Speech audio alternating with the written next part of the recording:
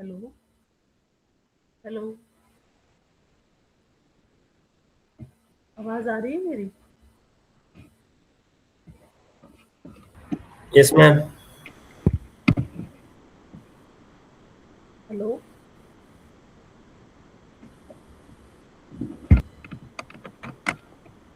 Yes, ma'am. You can hear you. Okay.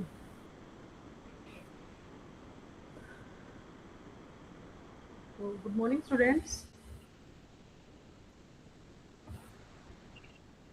Yes, ma'am.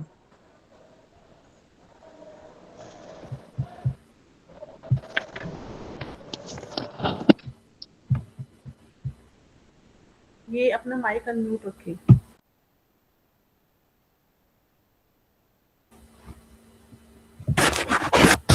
Hello. तो this is your first class of DWDM, data warehouse and data mining. Okay.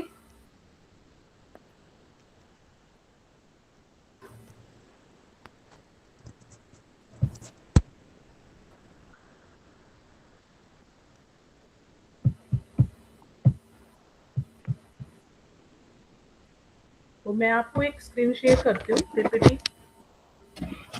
जो हम आज discuss करेंगे वो हम block 1 करेंगे। हमारा जो सब्जेक्ट है वो है data warehouse and data mining. It has 4 blocks, block 1, 2, 3 and 4। And today I will discuss block 1, and each block has 3 units, unit 1, 2, 3, and total units are 12. And today we will discuss block 1. So I will share screen.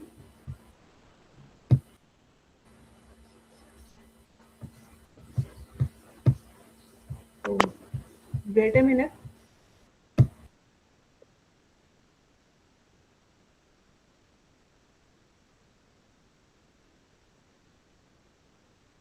Visible है आप सबको screen? Yes, ma'am. Yes, Okay. ma'am. Okay.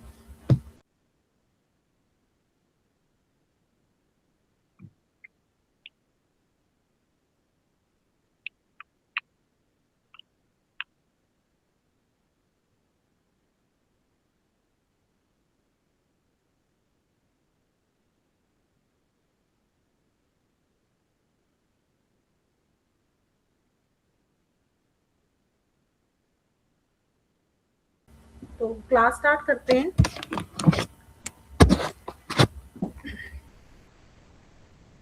तो ये हमारा जो है block 1 है, और ब्लॉक 1 के अंदर हमारी यूनिट 1, 2 एंड 3 है। ठीक है।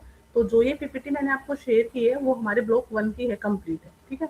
तो सबसे पहले हम देखेंगे introduction of data warehouse.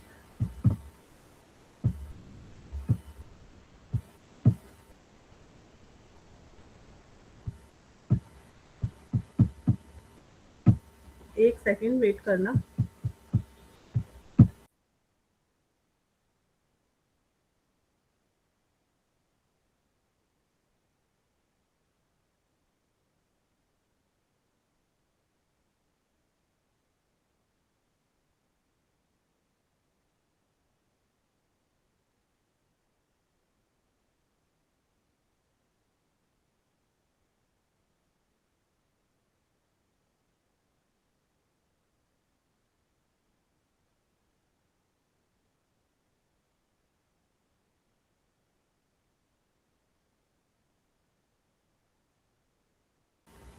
तो देखो डेटा वेयर हाउस क्या होता है। क्या आप मुझे बता सकते हो कि डेटाबेस क्या होता है? What is database?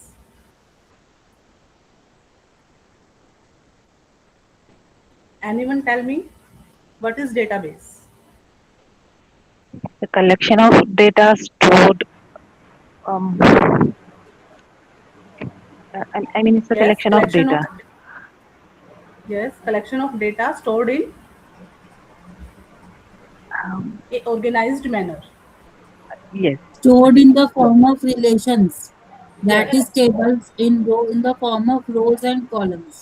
yes, that is relational database. Okay. देखो, तो डेटाबेस क्या होता है कि जहाँ पे आपका डेटा एक किसी भी स्टैंडर्ड फॉर्मेट में या एक ऑर्गेनाइज्ड वे में स्टोर होता है। दैट इज डेटाबेस, ठीक है। And what is data warehouse? तो डेटा वेयर हाउस भी क्या है, एक डेटाबेस ही है, बट यहाँ पे हम बोल सकते हैं ह्यूज अमाउंट ऑफ डेटा होता है, ठीक है। डेटाबेस के अंदर एक स्मॉल डेटा होता है। सपोज करो कोई भी कॉलेज है, यूनिवर्सिटी है, तो उनका जो डेटा होता है वहाँ पे क्या होता है, डेटाबेस होता है, ठीक है। मतलब जब आपका एक स्मॉल क्वांटिटी में जब डेटा स्टोर करते हो वो आपका डेटाबेस होता है। लेकिन डेटा वेयर हाउस क्या कहता है कि सपोज करो आपका जो कॉलेज है उसकी ब्रांच है अलग अलग, ठीक है, डिफरेंट डिफरेंट सिटीज में उसकी ब्रांच है, तो उन सभी ब्रांचेस का जो डेटा होगा वो कहीं ना कहीं क्या होगा, एक स्टोर किया जाएगा एक ऑर्गेनाइज्ड वे में, तो that is data warehouse, ठीक है। तो आप बोल सकते हो कि जब हमारा डेटा लार्ज क्वांटिटी में एक ह्यूज अमाउंट ऑफ डेटा आप स्टोर कर रहे हो तो वहां पे हम डेटा वेयर हाउस को यूज करते हैं। अब डेटाबेस और डेटा वेयर हाउस में क्वेश्चन आता है आपका, difference between the database and data warehouse. तो जो जनरल डिफरेंस होता है वो यही है कि वहाँ पे स्मॉल अमाउंट में डेटा होता है या फिर लार्ज होता है। दूसरा क्या है, डेटाबेस में हम अगर हम रिलेशनल डेटाबेस की बात करते हैं तो वहाँ पे हमारा डेटा एक रिलेशन की फॉर्म में होता है, ठीक है। रिलेशन मीन्स टेबल की फॉर्म में होता है, टेबल रो और कॉलम के कॉम्बिनेशन से आपकी टेबल बनती है। लेकिन डेटा वेयर हाउस में क्या होता है, आपका जो डेटा होता है मल्टी डायमेंशन होता है, ठीक है। डेटाबेस आपको आप 2D डायमेंशन बोल सकते हो, एक रो की डायमेंशन होती है, कॉलम की डायमेंशन होती है, लेकिन डेटा वेयर हाउस में मल्टी डायमेंशन होती है, ठीक है। मतलब मल्टीपल डायमेंशन के साथ आप क्या करते हो, बहुत सारे डेटा को स्टोर करते हो, ठीक है। तो डेटा वेयर हाउस एक तरह से एक्सटेंडेड वर्जन ही है आपका डेटाबेस का। मतलब डेटाबेस स्मॉल उसमें स्केल पे यूज हुआ, बट डेटा वेयर हाउस जब हमारे जो डेटा है बहुत सारा हो गया, ठीक है, तो वो होता है आपका डेटा वेयर हाउस। तो एक जनरल जो डेफिनेशन यहाँ पे है, is single complete and consistent store of data obtained from a variety of different sources made available to end users in what they can understand and use in the business context, ठीक है। देखो इन्होंने क्या बोला, single complete and consistent store of data obtained from a variety of different sources। अभी मैंने बताया कि डिफरेंट डिफरेंट सोर्सेज से जब आपका डेटा आया और आपने क्या किया, उस कंप्लीट डेटा को एक जगह पे स्टोर करके रखा है, ठीक है।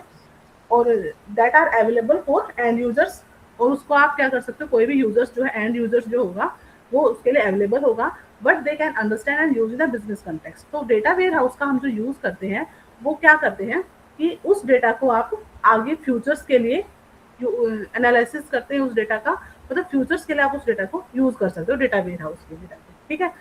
डेटाबेस में क्या होता है, आपका करंट डेटा होता है, ठीक है। एक कॉलेज है, सपोज करो आपका कोई कॉलेज है और कॉलेज का जो डेटा वो डेटाबेस है, तो डेटाबेस में क्या होगा, जो डेली का जो डेली की जो एक्टिविटीज हो रही है कॉलेज में वो सारा का सारा डेटा स्टोर होगा उसमें, कि आज क्या कोई एक्टिविटी परफॉर्म हुई है कॉलेज में, या फिर जो टीचर्स का अगर हम डेटाबेस बनाएंगे तो टीचर्स की सारी इन्फॉर्मेशन वहाँ पे स्टोर होगी, कितने एडमिशन हुए हैं, स्टूडेंट्स के का क्या डेटा है, वो सारा का सारा आपका डेटाबेस है। वहाँ पे क्या आपका डेली का जो आपकी एक्टिविटीज हो रही है वो सारी वहाँ पे स्टोर होती है, ठीक है। लेकिन अगर आपके कॉलेज की 4 ब्रांचेस हैं, अलग अलग सिटीज में हैं, तो वहाँ से क्या होगा, चारों ब्रांचेस से सिर्फ यूजफुल डेटा, या फिर ऐसा आप कह सकते हो कि एक ऐसा डेटा जो क्या हो, मीनिंगफुल डेटा हो, या फिर आगे उस डेटा को आप यूज करके क्या कर सकते हो, अपनी जो ब्रांचेस है उनको ग्रो कर सकते हो, ठीक है।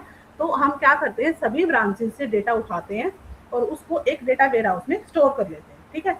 कैसे कि हमने उठा ले कि उस कॉलेज में इतने एडमिशन हुए हैं, तो उस कॉलेज का जो है इंफ्रास्ट्रक्चर कैसा है, टीचर्स कैसे हैं, तो वो सारा का सारा डेटा हमने कर लिया, ठीक है। हमने सभी ब्रांचेस से सारा का सारा जो मीनिंगफुल डेटा था, यूजफुल डेटा था, वो हमने एक वेयर हाउस में स्टोर कर दिया। अब हम क्या करेंगे, जो वेयर हाउस में हमारे पास डेटा है, हम क्या करेंगे, उस डेटा को अपने मतलब जो हमारा जो कॉलेज है या फिर जो हमारी ब्रांचेस है उनकी ग्रोथ, उनकी मतलब वो ग्रो कैसे हो, हमारी और ब्रांचेस कैसे स्टैब्लिश हो, या फिर हम अपने जो हमारे जो एग्जिस्ट करते हैं ब्रांचेस उनमें हम क्या और मॉडिफाई करें कि हमारा जो रिजल्ट है वो अच्छा आए, ठीक है। तो मतलब हम उस वेयर हाउस से डेटा को यूज करते हैं ताकि हम क्या करें, फ्यूचर्स के लिए कुछ डिसीजन मेकर बने हम उसके लिए, ठीक है। तो हम जो हमेशा जो डेटा वेयर हाउस होता है उसका जो डेटा होता है वो किसके लिए यूज होता है, फ्यूचर पर्पज के लिए यूज होता है, ठीक है। उस डेटा को हम ऑब्जर्व करते हैं, एनालिसिस करते हैं उस डेटा का, और फिर हम फ्यूचर के लिए प्लान करते हैं या फिर कोई डिसीजन लेते हैं कि इस बेस पे हम क्या कर सकते हैं, अपने बिजनेस को या फिर अपना जो भी हमारा ऑर्गेनाइजेशन है उसको हम ग्रो कर सकते हैं, ठीक है। तो वेयर हाउस और डेटाबेस में डिफरेंस आपको पता चला कि वहाँ पे सिर्फ डेली का जो हो रहा है वो सारा का सारा डेटाबेस में होता है, ठीक है। बट वेयर हाउस में क्या होता है, बहुत सारा डेटा आता है और उस डेटा को हम फ्यूचर पर्पज के लिए क्या करते हैं, यूज करते हैं। ठीक है, नेक्स्ट है आपका, देखो आप पिक्चर से भी यहाँ पे देख पा रहे होगे कि देखो बहुत सारा डेटा है। ठीक है, डिफरेंट डिफरेंट टाइप से, डिफरेंट डिफरेंट सोर्सेज से डेटा आया और हमने उसको क्या किया, एक जगह पे कलेक्ट करके रखा है। ठीक है, अब अगर हम बात करें कैरेक्टरिस्टिक्स की कि डेटा वेयर हाउस की क्या क्या कैरेक्टरिस्टिक्स होंगी, और अगर हम डेफिनेशन की बात करें तो ये आपकी प्रॉपर डेफिनेशन, जो स्टैंडर्ड डेफिनेशन होती है वो भी आपकी इन कैरेक्टरिस्टिक्स से ही बनती है। ठीक है, तो यहाँ पे जो मेनली डेटा वेयर हाउस की है 4 कैरेक्टरिस्टिक्स हैं। फर्स्ट है सब्जेक्ट ओरिएंटेड, सेकंड है integrated, third one time variant and fourth is non volatile. ठीक है, तो ये 4 कैरेक्टरिस्टिक्स है डेटा वेयर हाउस की, और अगर एक स्टैंडर्ड डेफिनेशन जो होते हैं वो इन 4 कैरेक्टरिस्टिक्स को ही कंबाइन करने से डेटा वेयर हाउस की एक स्टैंडर्ड डेफिनेशन आपकी बनती है। ठीक है, तो फर्स्ट सब्जेक्ट ओरिएंटेड का मतलब क्या है, data that gives information about a particular subject instead of about A company on going operations. ठीक है, देखो सब्जेक्ट ओरिएंटेड का मतलब क्या है, जो हमारा डेटा वेयर हाउस के अंदर जो हम डेटा स्टोर करेंगे वो क्या होगा, वो एक पर्टिकुलर सब्जेक्ट की इंफॉर्मेशन आपको देगा। मतलब आप सब्जेक्ट वाइज क्या करोगे, डेटा वेयर हाउस में डेटा स्टोर करोगे। ठीक है, और ऐसा नहीं है कि किसी कंपनी के अंदर जो डेली की ऑपरेशन परफॉर्म हो रहे हैं, फिर डेली की जो एक्टिविटी हो रही है उनको हम स्टोर नहीं करेंगे। ठीक है, बट ऐसा डेटा लेंगे जो एक पर्टिकुलर सब्जेक्ट ओरिएंटेड डेटा, मतलब हर सब्जेक्ट्स के पे हम डेटा वहाँ पे स्टोर करते हैं।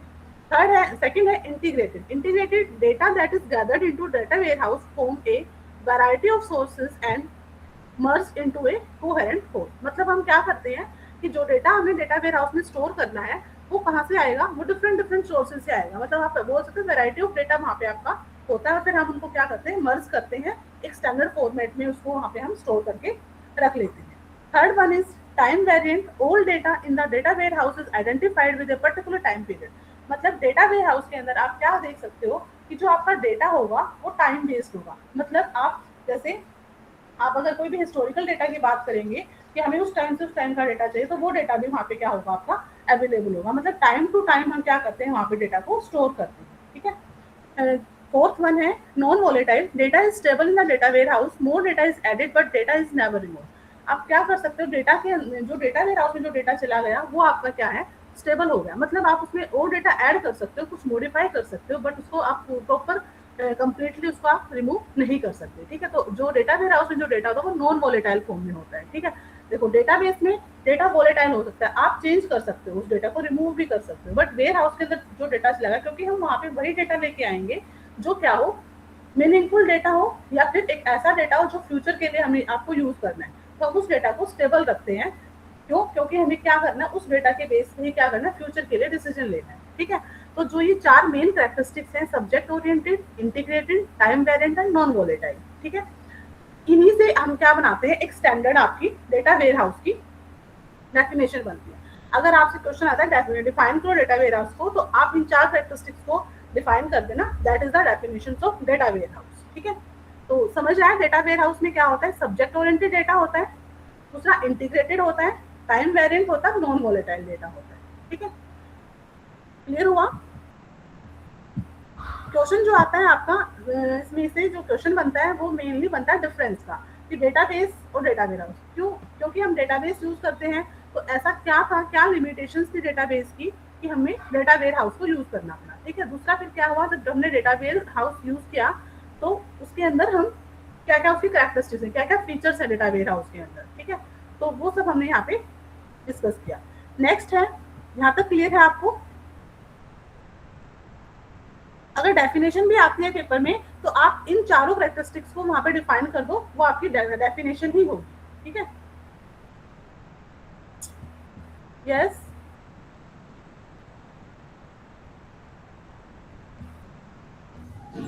क्लियर है, database, data warehouse and characteristics of Clear, database. ma'am. Yes, Clear. ma'am. Yes, ma'am. Okay,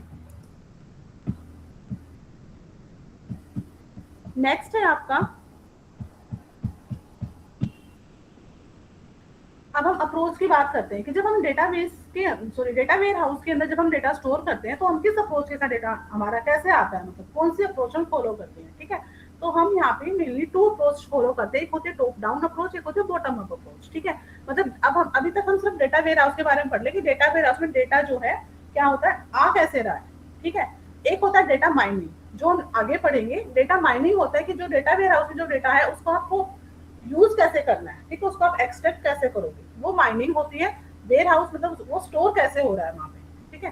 तो अब यहाँ पे हम टॉप डाउन अप्रोच की बात करते हैं। देखो टॉप डाउन अप्रोच कहती है कि सबसे पहले आपका जो data different different source system पे डेटा है। सपोज करो आपकी जो ब्रांच है कॉलेज की वो अलग अलग सिटीज पे है, तो सबका अपना डेटाबेस है। तो ये जो सोर्स सिस्टम है यहाँ पे आप डेटाबेस यूज कर रहे हो, ठीक है, डिफरेंट डिफरेंट सोर्स सिस्टम हो गई। वहां से आपने क्या किया, डेटा एक्सट्रैक्ट किया, एक्सट्रैक्ट डेटा टू स्टेज।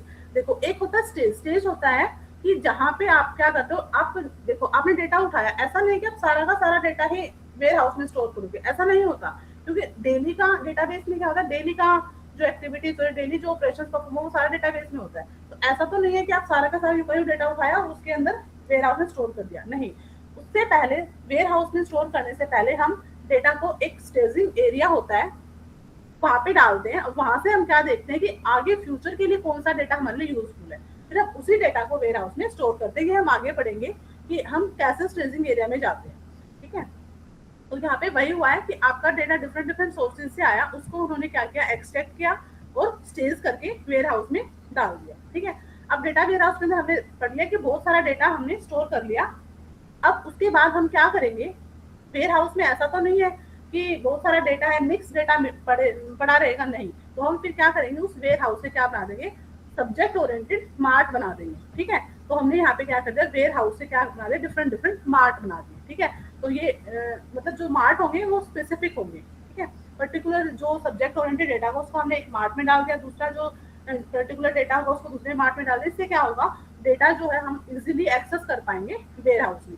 देखो जैसे कि ये होता है, आप जब कभी मॉल वगैरह में जाते हो तो आपने देखा होगा कि अलग अलग सेक्शंस बने होते हैं, ठीक है। ये किड्स सेक्शंस है, ये बॉयज, ये मेंस का है, ये वुमेन्स का है, इस तरह से सेक्शंस बने होते हैं। इससे क्या होता है कि आपको इजीली क्या होता है, आप डेटा जो है एक्सेस कर पा रहे हो, ठीक है। ऐसा नहीं होता कि सब कुछ मिक्स पड़ा हुआ है, कि बच्चों का भी जो क्लॉथ्स हैं वो सारे ड्रेसेस जो हैं वो सारी इकट्ठी हैं, मेंस का वुमेन्स का नहीं, वो सब क्या होते हैं, बिल्कुल सब्जेक्ट ओरिएंटेड मार्ट बनाए हुए होते हैं एक तरह से, ठीक है। मतलब उन्होंने अलग अलग सेक्शंस बना दिए कि ये वुमेन्स सेक्शन है तो उसमें वुमेन्स का ही मिलेगा, ये मेंस है, ये किड्स का है, ये ग्रोसरी वगैरह का है। मतलब इस तरह से अलग अलग क्या बनाए वहाँ पे, मतलब पूरा वो क्या है, एक वेयर हाउस है, बट उस वेयर हाउस के अंदर भी क्या है, सब्जेक्ट वाइज या पर्टिकुलर सब्जेक्ट ओरिएंटेड क्या बनाए हैं, अलग अलग मार्ट बनाए हुए या फिर अलग अलग सेक्शंस बनाए हुए। इससे क्या होगा, आप इजीली डेटा को एक्सेस कर पाओगे, ठीक है। तो इसी तरह हम टॉप डाउन अप्रोच में हम क्या करते हैं, हमने क्या किया, डिफरेंट डिफरेंट सोर्सेज से डेटा उठाया, उसमें से सिर्फ डेटा को एक्सट्रैक्ट किया स्टेजिंग एरिया में ले जाके, और वहां से सिर्फ जो यूजफुल इन्फॉर्मेशन है जो हमें फ्यूचर में हमारे लिए यूजफुल होगी उसी डेटा को वेयर हाउस में स्टोर किया। अब वेयर हाउस में बहुत सारा डेटा आ चुका है, लेकिन फिर हमने क्या किया, उस वेयर हाउस से उसको फिर क्या किया, फर्दर मार्ट में डिवाइड कर दिया या उसको कैटेगराइज कर दिया डिफरेंट डिफरेंट मार्ट में। और जो ये मार्ट बनेंगे वो क्या होंगे, सब्जेक्ट ओरिएंटेड होंगे या फिर एक पर्टिकुलर या स्पेसिफाइड सेक्शंस इसको आप बोल सकते हो, ठीक है। तो उस बेस पे उन्होंने क्या बना दिया, अलग अलग उनको मार्ट में कन्वर्ट कर दिया, ठीक है। तो ये आपकी टॉप डाउन अप्रोच है कि आपने डायरेक्ट डेटा उठाया सोर्सेज से, एक्सट्रैक्ट करके स्टेजिंग एरिया में लेके आए, स्टेजिंग एरिया में लेके आए, वहां पे डेटा को जो मीनिंगफुल इंफॉर्मेशन है उसको वेयर हाउस में स्टोर कर लिया। अब वेयर हाउस में बहुत सारा डेटा आ चुका है, अब उससे हमने क्या किया, पर्टिकुलर सब्जेक्ट ओरिएंटेड अलग अलग क्या बना दिए, मार्ट बना दिए, ठीक है। तो ये आपकी क्या है, टॉप डाउन अप्रोच को फॉलो करती है। इसी तरह आपकी नेक्स्ट अप्रोच है बॉटम अप अप्रोच। अब देखो बॉटम अप अप्रोच क्या करती है, वो कहती है कि वही है, हमारे पास सपोज करो डिफरेंट डिफरेंट सोर्सेज हैं जहाँ से हम डेटा कलेक्ट कर रहे हैं, वहां से डेटा वही आपका स्टेजिंग एरिया में आया, ठीक है। स्टेजिंग एरिया में आपका डेटा क्या हुआ, वहां से उस डेटा को बिल्कुल साफ सुथरा करके जो मीनिंगफुल डेटा होगा उसी को क्या किया जाएगा, आगे हम उसको करेंगे, भेजेंगे, ठीक है। डेटा वेयर हाउस में उसी को हम स्टोर करेंगे, ठीक है। तो अब यहाँ से क्या किया इन्होंने, कहा जब आप स्टेजिंग एरिया में, आपको ये जो पार्ट है, ये जो ग्रीन वाला जो पार्ट है, ये स्टेजिंग एरिया का पार्ट है, ठीक है। इस स्टेजिंग एरिया के अंदर आपकी जो प्रोसेस होती है वो होती है ETL प्रोसेस, ठीक है। ETL means extract, transform and load, ठीक है। तो ये जो ETL प्रोसेस होती है वो आपके स्टेजिंग एरिया में होती है। अब इन्होंने क्या किया, यहाँ पे पूरा का पूरा डेटा जो है क्लियर किया गया है, उसमें से मतलब साफ सुथरा जो डेटा है, यूजफुल जो डेटा है, उसको उन्होंने क्या किया, डायरेक्ट मार्ट बना दी, ठीक है। उन्होंने वहीं से क्या किया, अलग अलग डिफरेंट स्मार्ट में डेटा को सेंड कर दिया। ठीक है, उनके अलग अलग सब्जेक्ट ओरिएंटेड या पर्टिकुलर जो सब्जेक्ट था उसके अकॉर्डिंग उन्होंने उनको मार्ट में कन्वर्ट कर दिया, और फिर उस मार्ट से ही आपका क्या बन रहा है, आपका डेटा वेयर हाउस हो रहा है। ठीक है, क्योंकि मार्ट में तो डेटा मार्ट में क्या होगा, डेटा होगा, सब्जेक्ट ओरिएंटेड डेटा होगा। ठीक है, और वही फिर आपका कहाँ जाएगा, वेयर हाउस में चला जाएगा। ठीक है, तो ये आपकी क्या थी, एक बॉटम अप अप्रोच थी। तो क्लियर हुआ, टॉप डाउन अप्रोच और bottom up approach. Top down में क्या था, डायरेक्ट स्टेजिंग एरिया से वेयर हाउस में डाल रहे थे, फिर उसके मार्ट बना रहे थे। वेयर हाउस में आने के बाद आप उनको अलग अलग सेक्शंस में डिवाइड कर रहे थे। लेकिन यहाँ पे इन्होंने कहा स्टेजिंग एरिया से ही हम क्या बना दें, क्योंकि वहाँ पे हमारा पूरा का पूरा डेटा क्या हो रहा है, फिल्टर हो रहा है। ठीक है, उसकी ट्रांसफॉर्मेशन हो रही है वहाँ पे डेटा की। तो वो सारी चीजें होने के बाद ही हम क्या करें, डायरेक्ट ही डेटा को क्या कर दें, सेक्शन वाइज डिवाइड कर दें, और फिर वो सारे के सारे जो सेक्शंस है वो आपके किससे लिंक हो जाएंगे, वेयर हाउस से कनेक्ट हो जाएंगे। ठीक है, तो ये आपकी क्या थी, बॉटम अप अप्रोच थी। तो यहाँ तक आपकी जो है, यहाँ तक जो है आपका यूनिट वन जो है आपकी कंप्लीट होती है। उसके अंदर आपका सिर्फ इंट्रोडक्शन है, सेकंड इसमें आपका अप्रोच है। ठीक है, नेक्स्ट जो है स्लाइड आपकी आर्किटेक्चर की है, ये आपकी यूनिट नंबर 2 है। तो इससे पहले यूनिट नंबर 2 स्टार्ट करें हम, मैं आपको यूनिट 1 की पीडीएफ शेयर करती हूँ। जो आपकी यूनिट 1 है उसकी जो पीडीएफ है वो मैं शेयर करती हूँ, एक बार आप उसमें से गो थ्रू हो जाइए। ठीक है, तो अभी मैं आपको पीडीएफ शेयर करती हूँ, एक सेकेंड। 1 की पीडीएफ है ये आपकी, तो चैट बॉक्स में आप देख पा रहे होंगे। तो आप यहाँ से इस पीडीएफ को डाउनलोड कर लीजिए। ठीक है, और एक बार इसको रीड आउट कीजिए। ठीक है, क्योंकि जो आपकी यूनिट 1 है इसमें सिर्फ आपका इंट्रोडक्शन है, और मेनली आपका यही होगा कि हमने सबसे पहले तो need of data warehouse की हमने नीड ही क्यों हुई, जो डेटाबेस था। हाँ जी मैम, ये जो पीडीएफ भेज रहे हैं ये तो यूनिट 1 की पीडीएफ है। अभी जो आप जो पीडीएफ दिखा रहे थे, जो पीपीटी दिखा रहे थे, क्या वो आप शेयर नहीं करोगे? जो आपकी मैं पीपीटी मैंने आपको शेयर की थी वो कंप्लीट ब्लॉक 1 की पीपीटी है। ठीक है, तो जब हम कंप्लीट कर लेंगे लास्ट में क्लास का जब एंड होगा तब मैं आपको पीपीटी का लिंक भी शेयर कर दूंगी। ओके, उस पीपीटी के अंदर आपके जो यूनिट 1, 2 और 3 तीनों आपकी जो यूनिट्स है वो कवर होती हैं। तो अभी मैंने सिर्फ आपको यूनिट 1 की पीडीएफ सेंड की है, क्योंकि हमने सिर्फ यूनिट 1 का ही जो टॉपिक है वो डिस्कस किया है। अच्छा अच्छा, ठीक है, ओके मैम। तो लास्ट में मैं आपको तीनों यूनिट्स की जो पीडीएफ है 1 बाय 1 वो भी आपको शेयर कर दूंगी, और लास्ट में पीपीटी का लिंक भी आपको दे दूंगी। ठीक है, तो अभी सिर्फ ओके मैंने मैम। आपको यूनिट 1 का दिया है, तो आप यूनिट 1 से ही एक बार आप उसमें देख लीजिए पीडीएफ में कि क्या क्या टॉपिक्स है, हमने क्या क्या उसमें से कवर कर लिया है। ठीक है, देखो सबसे पहले तो उसमें यही होगा need of data warehouse की हमें नीड ही क्यों हुई, डेटाबेस के अंदर क्या लिमिटेशंस थी जो हम वेयर हाउस पे आए। दूसरा फिर इंट्रोडक्शन होगा, उसकी डेफिनेशंस होगी, कैरेक्टरिस्टिक्स होंगी, और फिर अप्रोच की बात होगी। ठीक है, कि कितनी अप्रोच को आप फॉलो करके डेटा वेयर हाउस में डेटा को आप स्टोर कर पा रहे हैं। ठीक है, तो मैंने आपको अभी पीडीएफ शेयर की है, उसको डाउनलोड कर लीजिए, और आफ्टर 10 मिनट्स फिर हम जो यूनिट नंबर 2 है वो हम स्टार्ट करेंगे। ठीक है, यस मैम। ओके, तो 10:35 में 10:45 पे हम नेक्स्ट यूनिट को करेंगे। और अभी कोई भी जो स्टूडेंट्स हैं वो अपना एनरोलमेंट नंबर टाइप ना करें, जब आपकी अटेंडेंस होगी तब मैं आपको बोलूंगी कि आप अपने एनरोलमेंट नंबर दे दीजिए, तभी आप जो है चैट बॉक्स में अपना एनरोलमेंट नंबर टाइप करें। ठीक है, ऐसे ही बेफालतू में करोगे तो कोई किसी की अटेंडेंस रह जाएगी और किसी की लग जाएगी। मैं आपको लास्ट में टाइम दूंगी, उस टाइम पे आप सभी अपना नेम विद आपका एनरोलमेंट नंबर चैट बॉक्स में टाइप कर दीजिए, तब मैं आपकी उससे अटेंडेंस जो है लगा दूंगी। ठीक है, तो अभी ऐसे बीच में मत कीजिए कोई भी। तो अभी आप रिवाइज कीजिए यूनिट 1 को एक बार देखिए, फिर हम यूनिट 2 स्टार्ट करते हैं।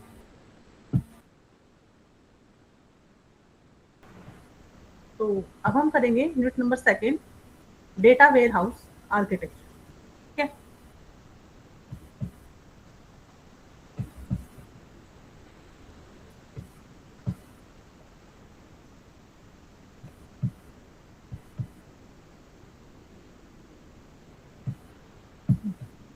तो देखो ये क्या है, डेटा वेयर हाउस आर्किटेक्चर है।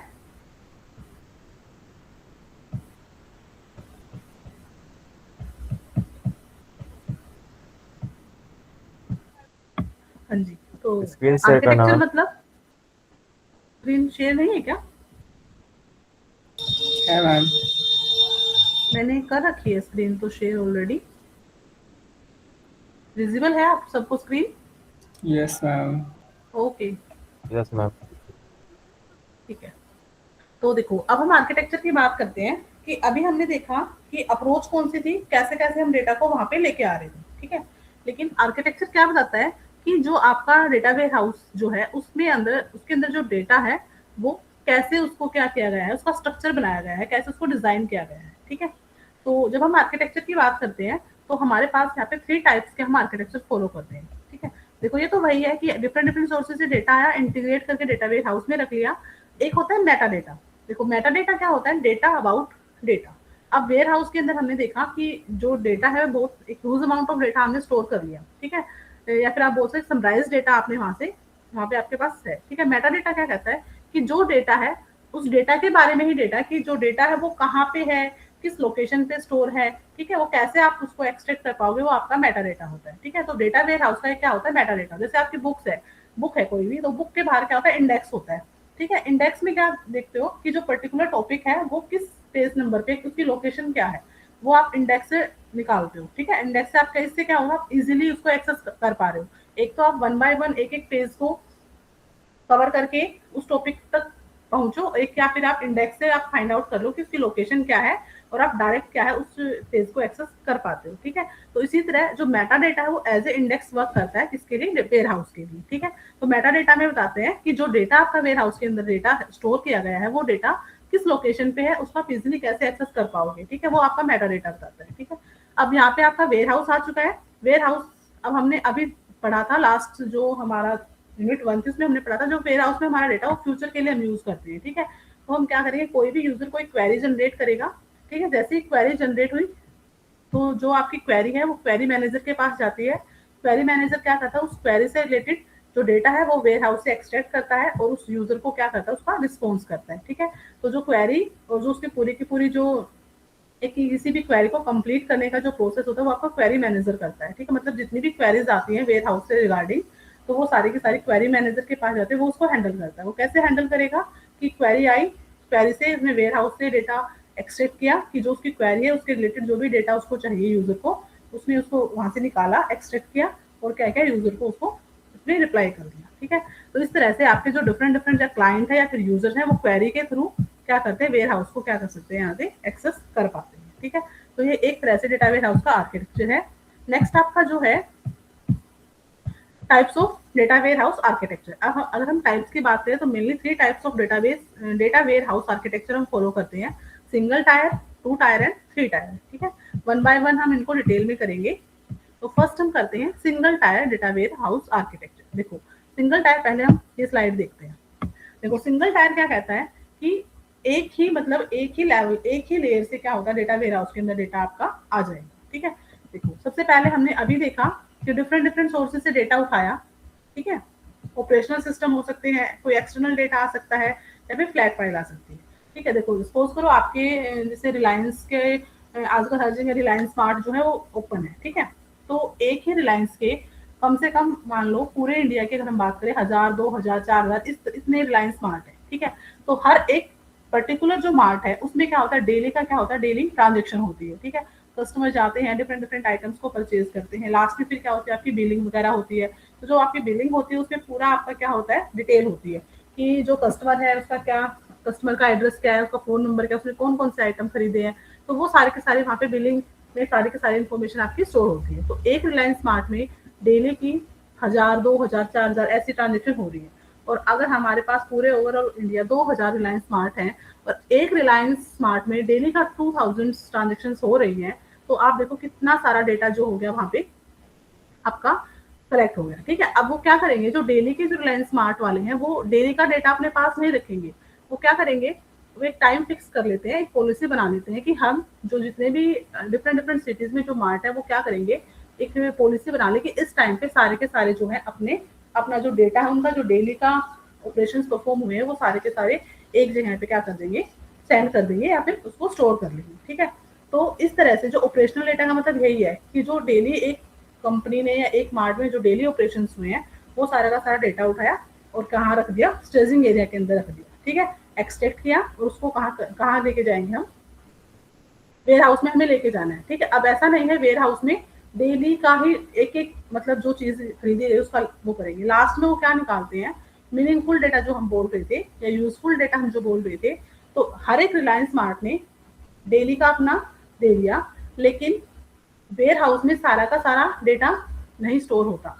वो क्या देखेंगे कि आज पूरे दिन में किस प्रोडक्ट की ज्यादा सेल हुई है, ठीक है, या फिर वो एक अपनी पॉलिसी बना लेते हैं कि हम 3 मंथ्स का देखेंगे कि 3 महीने में कौन सा प्रोडक्ट जो है ज्यादा उसको परचेज किया गया है, या फिर किस मार्ट में है ज्यादा डेली ट्रांजेक्शन ज्यादा हो रही है, ठीक है। तो इस तरह से जो मीनिंगफुल डेटा है ना, वो सिर्फ क्या होगा, डेटा वेयर हाउस में वो स्टोर कर लेंगे, ठीक है। उससे क्या होगा, फिर वो इन फ्यूचर देखेंगे कि हम किस मार्ट को और ज्यादा ग्रो कर सकते हैं, किस मार्ट को भी हमें क्लोज करना है क्योंकि वहां से नुकसान हो रहा है, ठीक है। इस तरह से जो वेयर हाउस में जो डेटा आएगा उसके लिए फ्यूचर के लिए डिसीजन लेते हैं, ठीक है। तो यहाँ पे ऑपरेशनल सिस्टम का मतलब यही है कि जो डेली के ऑपरेशन परफॉर्म हो रहे हैं वहां से डेटा आया, कुछ एक्सटर्नल लिंक्स होते हैं वहां से आपका डेटा आया, या कुछ फ्लैट फाइल्स होती है। अब देखो जो हमारे डिफरेंट सोर्सेज हैं वहां पे डिफरेंट टाइप्स का डिफरेंट फॉर्मेट में डेटा स्टोर होता है, ठीक है। तो वो सारा का सारा डेटा इन्होंने क्या किया, वेयर हाउस के अंदर डायरेक्ट स्टोर कर दिया, ठीक है। यहाँ पे इन्होंने क्या, सिंगल टायर कहता है कि डायरेक्ट डेटा उठाओ और वेयर हाउस के अंदर डेटा को क्या कर दो, स्टोर कर दो। अब जो वेयर हाउस है उसके अंदर भी इन्होंने कहा मेटा डेटा हो सकता है, समरी डेटा हो सकता है और रो डेटा हो सकता है, ठीक है। तो इस तरह से आपका 1 सेकंड वेट करना।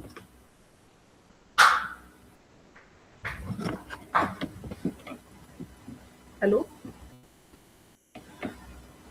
तो सिंगल टायर कहता है कि आपने डिफरेंट सोर्सेज से डेटा उठाया और वेयर हाउस के अंदर स्टोर कर दो। अब वेयर हाउस के अंदर भी हमने क्या कहा था कि हम सब्जेक्ट ओरिएंटेड डेटा स्टोर करते हैं। तो देखो यहाँ पे उन्होंने कहा कुछ डेटा को हमने डिटेल रो डेटा उठा लिया, रो डेटा मतलब डायरेक्ट जहां से जो डेटा आया है वो सारा का सारा एक जगह पे हमने क्या कर लिया, इकट्ठा कर लिया, ठीक है, वो आपका रो डेटा है, ठीक है।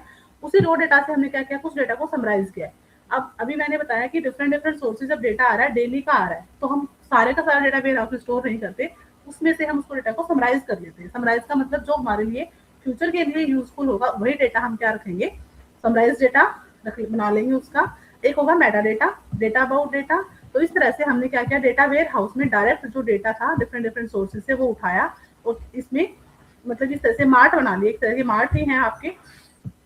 एक मार्ट में आपने समराइज डेटा रख लिया, एक में आपने सारा डिटेल डेटा रख लिया, तो जो डेटा है वो सारा का सारा एज इट इज उठा के रख लिया, ठीक है, और एक मेटा डेटा बना लिया। तो कहने का मतलब यह सिंगल टायर कहता है कि डिफरेंट सोर्सेज डायरेक्ट डेटा उठाओ और वेयर हाउस के अंदर क्या कर दो, स्टोर कर दो, ठीक है। और वहां से फिर आप डेटा को क्या कर सकते हो, एक्सेस कर सकते हो, ठीक है। किसी माइनिंग टूल से हम डेटा एक्सट्रैक्ट कर सकते हैं। अभी मैंने बताया माइनिंग क्या होती है, वेयर हाउस से डेटा एक्सट्रैक्ट करना, ठीक है। आप किसी भी माइनिंग टूल को यूज करके डेटा को एक्सट्रैक्ट कर सकते हो, ठीक है। और डिफरेंट टाइप के हम टूल्स यूज करते हैं, वो हम आगे माइनिंग जब हम करेंगे तब हम उसको डिस्कस करेंगे। कुछ एनालिसिस टूल्स होते हैं या फिर कुछ रिपोर्टिंग टूल्स होते हैं। मतलब कहने का क्या है कि सिंगल टायर कहता है कि सिंपल सीधा डायरेक्ट डेटा उठाओ, वेयर हाउस के अंदर डालो और उसको क्या करो, एक्सेस करो, ठीक है। यहाँ पे देखो अब यही बोला है इन्होंने, the main goal of having such architecture is to remove redundancy by minimizing the amount of data store. Its primary disadvantage is that it does not have a component that separate analytical and transactional processing। इन्होंने कहा कि देखो इसमें सबसे पहले हमारा क्या हुआ कि हम इस डेटा के अंदर इसका मेन गोल क्या है, हम जो आपकी रिडंडेंसी होती है डेटा की, ठीक है, उसको रिमूव करें, ठीक है। और रिडंडेंसी क्या होती है, जब एक ही डेटा मल्टीपल लोकेशन पे बार बार रिपीट हो रहा है, डुप्लीकेट डेटा आप जिसको बोल सकते हो, ठीक है। तो इससे क्या होगा, आपकी क्या होगी, रिडंडेंसी हो जाएगी। और डेटा आप रिडंडेंसी रिमूव कर लोगे तो इट मींस आपका जो अमाउंट ऑफ डेटा वो अपने आप क्या हो जाएगा, मिनिमाइज हो जाएगा। तो जो एक डेटा है उस डेटा को आपने 10 लोकेशंस पे अलग अलग लिखा हुआ है, ठीक है। इससे क्या हुआ है, डेटा की जो वॉल्यूम है या फिर अमाउंट ऑफ डेटा जो है ज्यादा हो रहा है। लेकिन अगर आप रिडंडेंसी को रिमूव कर दोगे तो आपका जो डेटा है वो क्या हो जाएगा, मिनिमाइज हो जाएगा, ठीक है। अब इसका डिसएडवांटेज क्या है, इन्होंने कहा it does not have a component that separates analytical and transactional processing. लेकिन उन्होंने कहा कि इसकी एक डिसएडवांटेज क्या है, यहाँ पे जो आपकी ट्रांजैक्शनल हो रही है, जो इस डेटा जो डेली की जो ट्रांजैक्शन हो रही है या फिर जिस डेटा को आपको एनालिसिस करना है उसके लिए कोई भी ऐसा कंपोनेंट चाहिए जिससे वो सेपरेट हो सके। मतलब सारा मिक्स डेटा है। अभी हमने देखा ना कि सारा डेटा यूं का यूं उठाया और यहाँ रख दिया गया, कोई मतलब ऐसा यहाँ पे ऐसा कुछ भी मेंशन नहीं है कि आप यहाँ पे पता कर पाओ कि ये आपका ट्रांजैक्शनल डेटा है या आपका एनालिटिकल डेटा है, ठीक है। ये इसकी क्या थी, डिसएडवांटेज थी, ठीक है। क्योंकि इसमें हमने क्या करा, डायरेक्ट डेटा उठा रहे थे और सारा का सारा डेटा हम वेयर हाउस में रख रहे थे। ठीक है, अब हम बात करते हैं सिंगल टायर आर्किटेक्चर की। सिंगल टायर आर्किटेक्चर क्या कहता है, तो इन्होंने कहा जब आप डिफरेंट डिफरेंट सोर्सेज से डेटा उठा रहे हो, ठीक है, उस सारे के सारे डेटा को कहाँ पे स्टोर करो, पहले स्टेजिंग एरिया में लेके आओ। ठीक है, स्टेजिंग एरिया अभी मैंने बताया, स्टेजिंग एरिया क्या होता है, यहाँ पे एक टूल होता है जिसको हम बोलते हैं ETL tool. ETL stands for extract, transform and load. ठीक है, उन्होंने कहा आप डायरेक्ट डिफरेंट डिफरेंट सोर्सेज से डेटा वेयर हाउस में ना करके कहाँ पे करो, स्टेजिंग एरिया के अंदर लेके आओ। और स्टेजिंग एरिया के अंदर जो आपकी ETL टूल्स है, जो ETL प्रोसेस होती है वो प्रोसेस होगी और उसके बाद आपका डेटा जो है वेयर हाउस के अंदर जाएगा और वहां से फिर आप डेटा को क्या कर सकते हो, एक्सेस कर सकते हो। ठीक है, तो यहाँ पे क्या हुआ, सिंगल टू टायर बनी है, मतलब एक लेवल पे आपका डेटा कहाँ आया, स्टेजिंग एरिया में आया, और दूसरे लेवल पे दूसरी लेयर में आपका डेटा वेयर हाउस में आया है, उसके बाद आप उसको यूज कर रहे हो। ठीक है, अब स्टेजिंग एरिया में अभी मैंने बताया था ETL प्रोसेस होती है। ETL मतलब एक्सट्रैक्ट करना। पहले वो क्या करेगा, सारा का सारा जो डेटा उसको एक्सट्रैक्ट कर लेगा, फिर वहां पे कुछ फिल्ट्रेशन लगाएगा, एग्रीगेशन फंक्शन लगाएगा। देखो ट्रांसफॉर्मेशन क्या होती है कि हमने डिफरेंट डिफरेंट सोर्सेज से डेटा तो उठा लिया, ठीक है, एक जगह पे उसको स्टोर कर लिया, लेकिन अब हमें देखना है कि जो डेटा हमने स्टोर किया है सारा का सारा डेटा, उसमें से कितना डेटा मीनिंगफुल है। ठीक है, कोई डेटा वैल्यू मिसिंग तो नहीं है, कोई डेटा की डुप्लीकेसी तो नहीं है। तो इस टाइप से मतलब वहाँ पे डेटा की फिल्ट्रेशन होती है या फिर एग्रीगेट किया जाता है फंक्शन डेटा को। तो यहाँ पे ट्रांसफॉर्मेशन क्या करता है कि जो डेटा आपके पास आ चुका है, जो डेटा एग्जैक्ट डेटा आपका वहां से आया है, उस डेटा में से आपको उस डेटा की वैलिडेशन चेक करनी है कि वो डेटा जो आपका आया है वो कितना वैलिड है। और वैलिड डेटा ही आप क्या करोगे, वेयर हाउस में स्टोर करोगे। अगर कोई डेटा इनवैलिड है, सपोज करो कोई वैल्यू है वो मिसिंग वैल्यू है, ठीक है, अब मिसिंग वैल्यू है तो उसको वेयर हाउस में स्टोर करने का फायदा ही नहीं है, क्योंकि अगर आप उसको स्टोर करोगे तो वैल्यू ही नहीं है वहाँ पे। सपोज करो किसी भी एट्रीब्यूट्स की वैल्यू मिस है, ठीक है, तो वैल्यू ही नहीं है तो आप उस एट्रीब्यूट्स को फ्यूचर के लिए कैसे यूज कर पाओगे। तो इस तरह की जो आपकी प्रोसेसिंग होती है वो आपके ट्रांसफॉर्मेशन में होती है कि वहाँ पे आप डेटा को प्रॉपर वैलिडेशन वहाँ पे उसकी चेक होती है कि वैलिड डेटा ही हम क्या करें, वेयर हाउस में स्टोर करें। Elk means load. फिर उसके बाद क्या होता है, ट्रांसफॉर्मेशन के बाद जब आपका पूरा क्लीन डेटा हो जाता है, फिल्टर डेटा हो जाता है, उसके बाद आप उसको क्या करते हो, वेयर हाउस में स्टोर करते हो। ठीक है, तो यहाँ पे आपका टू टायर आर्किटेक्चर हुआ कि एक टायर में आपका डेटा स्टेजिंग एरिया में आया और नेक्स्ट टायर में आपका डेटा जो है वेयर हाउस के अंदर स्टोर हुआ है। ठीक है,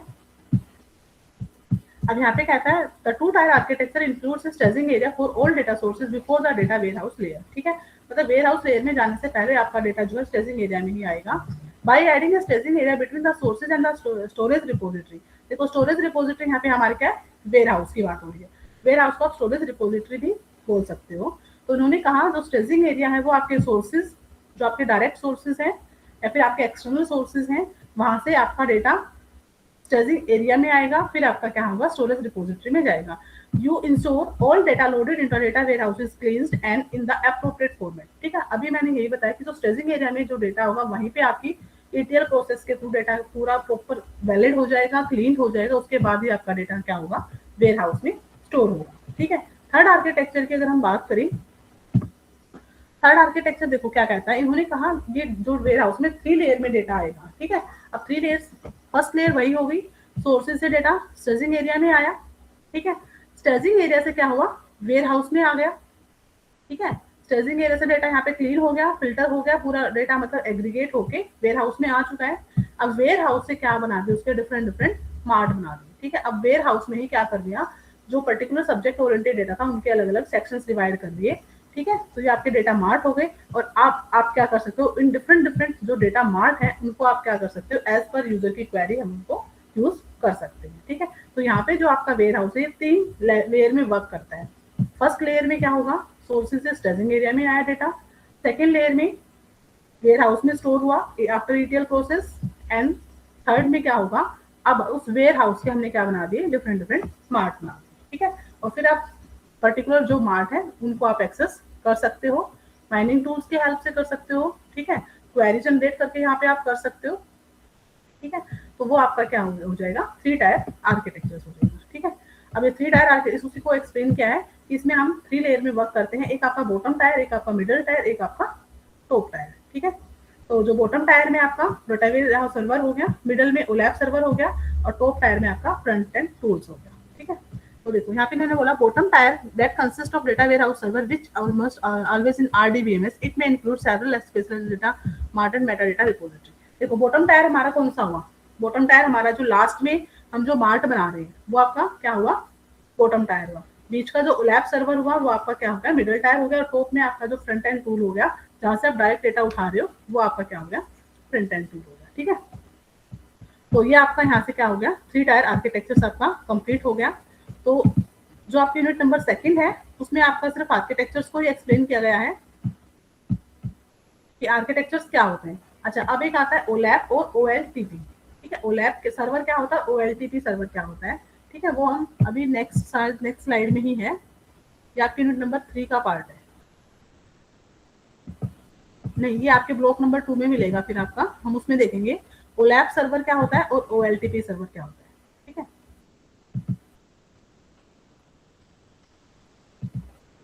तो ये आपका यूनिट नंबर 2 था। अब मैं आपको यूनिट नंबर 2 की भी पीडीएफ का लिंक दे देती हूँ, एक बार आप उससे भी गो थ्रू हो जाइए, फिर हम यूनिट नंबर 3 स्टार्ट करेंगे।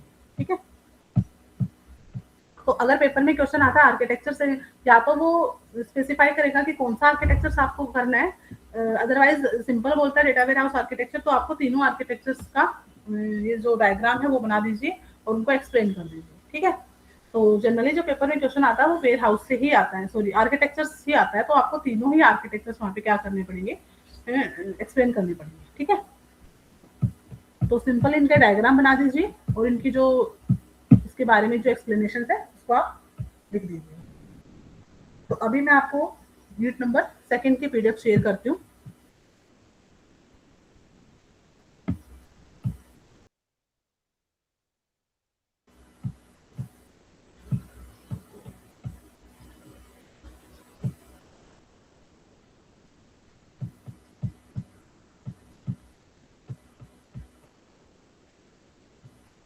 तो ये आपको क्लियर हुआ आर्किटेक्चर।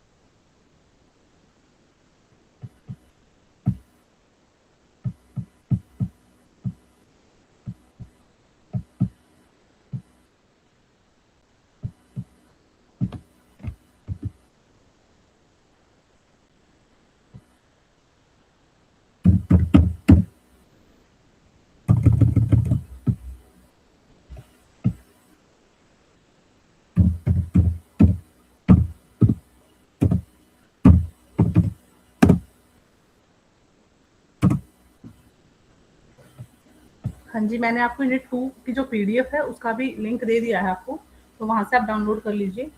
तो अभी एक बार मैं आपको ओपन करती हूँ पीडीएफ, वो भी आपको शेयर करती हूँ। उसमें एक क्वेश्चन है, difference between a data mart and data warehouse. ठीक है, एक बार हम उसको देख लेते हैं।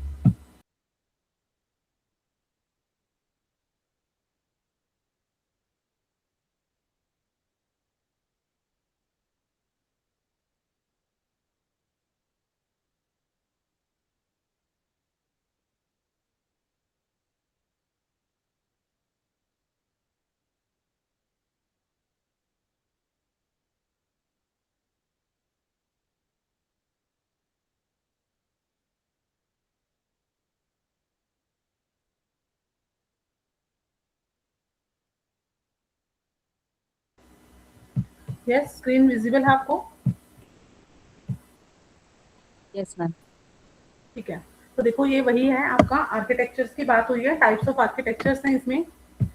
जो आपका 2.2 जो है उसमें आपके टाइप्स ऑफ आर्किटेक्चर्स की बात हुई है। यहाँ पे वही आपका लेयर्ड आर्किटेक्चर्स है। एक क्वेश्चन यहाँ पे ये है कि data mart versus data warehouse. ठीक है, इसको देखते हैं कि डेटा मार्ट में और वेयर हाउस में क्या डिफरेंस होता है। देखो इसमें वही है सारा, सिंगल टायर आर्किटेक्चर्स है, 2 टायर आर्किटेक्चर्स है, 3 टायर आर्किटेक्चर्स है।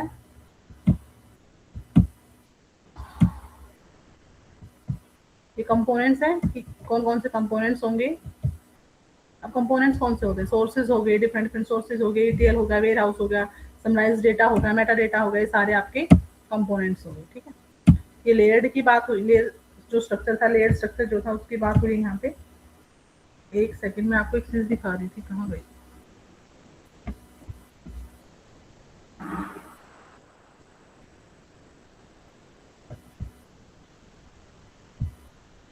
एक चीज और, जो आप मैंने आपको पीडीएफ दी है उसमें आप देखना, हर पीडीएफ में क्या होंगे, 2-3 जो होंगे चेक प्रोग्रेस के क्वेश्चंस होंगे। मैं इसमें दिखाती हूँ, एक सेकेंड। मार्ट है, टाइप्स ऑफ मार्ट हो गया, स्ट्रक्चर ऑफ मार्ट हो गया। देखो हर पीडीएफ में आपको ये मिलेगा, चेक प्रोग्रेस 1 2 3 इस तरह से। ठीक है, तो जो ये क्वेश्चंस होते हैं ये इंपॉर्टेंट क्वेश्चन होते हैं। ठीक है, और लास्ट में इनकी क्या होगी, एक्सप्लेनेशन भी आपको मिलेगी, इनका जो आंसर होगा, सॉल्यूशन जो होगा वो भी इसमें यहाँ पे आपको मिलेगा। ठीक है, तो आप क्या करना, जितनी भी पीडीएफ मैं आपको दूंगी उन सब में ये क्वेश्चंस मिलेंगे, तो ये इंपॉर्टेंट क्वेश्चंस है और इनको आप बहुत अच्छे से करके जाना एग्जाम में। ठीक है, तो जितने भी जो चेक प्रोग्रेस के क्वेश्चंस होते हैं, अक्सर जो है क्वेश्चंस जो है यहीं से आते हैं एग्जाम में, तो इनका सॉल्यूशंस भी आपको गिवन है लास्ट में। ठीक है, तो अगर कोई डाउट है तो आप सॉल्यूशंस देख सकते हो, अदरवाइज आप इनको अपने एंड से भी क्या कर सकते हो, प्रिपेयर कर सकते हो। ठीक है, अब हम मार्ट और उसमें डिफरेंस देख रहे थे वेयर हाउस में।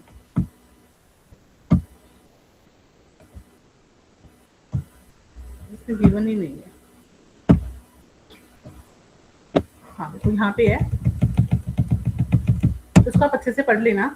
और जब भी कोई डिफरेंस आता है पेपर में कि मार्ट हो या मतलब किसी भी दो ऑब्जेक्ट्स में अगर डिफरेंस आता है, तो डिफरेंस को आप मतलब टेबल की फॉर्म में मतलब वो करा करो, एक्सप्लेन किया करो।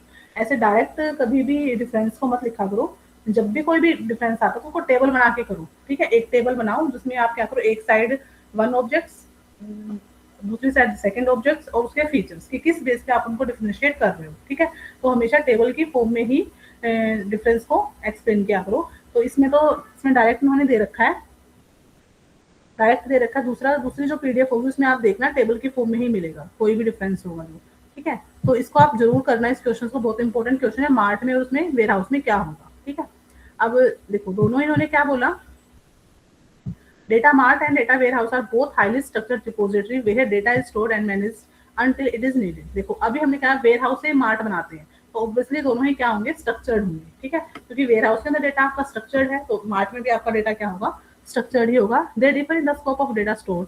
Data warehouse are built to serve as a central store of data for the entire business, whereas data mart fulfill the request of a specific division या business function। देखो वही है कि डेटा वेयर हाउस में तो क्या, एक centre आप उसको बोल सकते हो, एक मतलब सेंटर रिपोजिटरी आप उसको बोल सकते हो कि सारा का सारा डेटा वहाँ पे होगा। ठीक है, लेकिन मार्ट क्या होगा, एक पर्टिकुलर सब्जेक्ट ओरिएंटेड आपके होते हैं। ठीक है, तो because a data warehouse contains data from the entire company, it is the best practice to have the strictly control who can access it. Additionally, querying the data you need to data warehouse, mart can be created from an existing data warehouse. तो mart कहाँ से बनते हैं, existing data ware house से बनते हैं।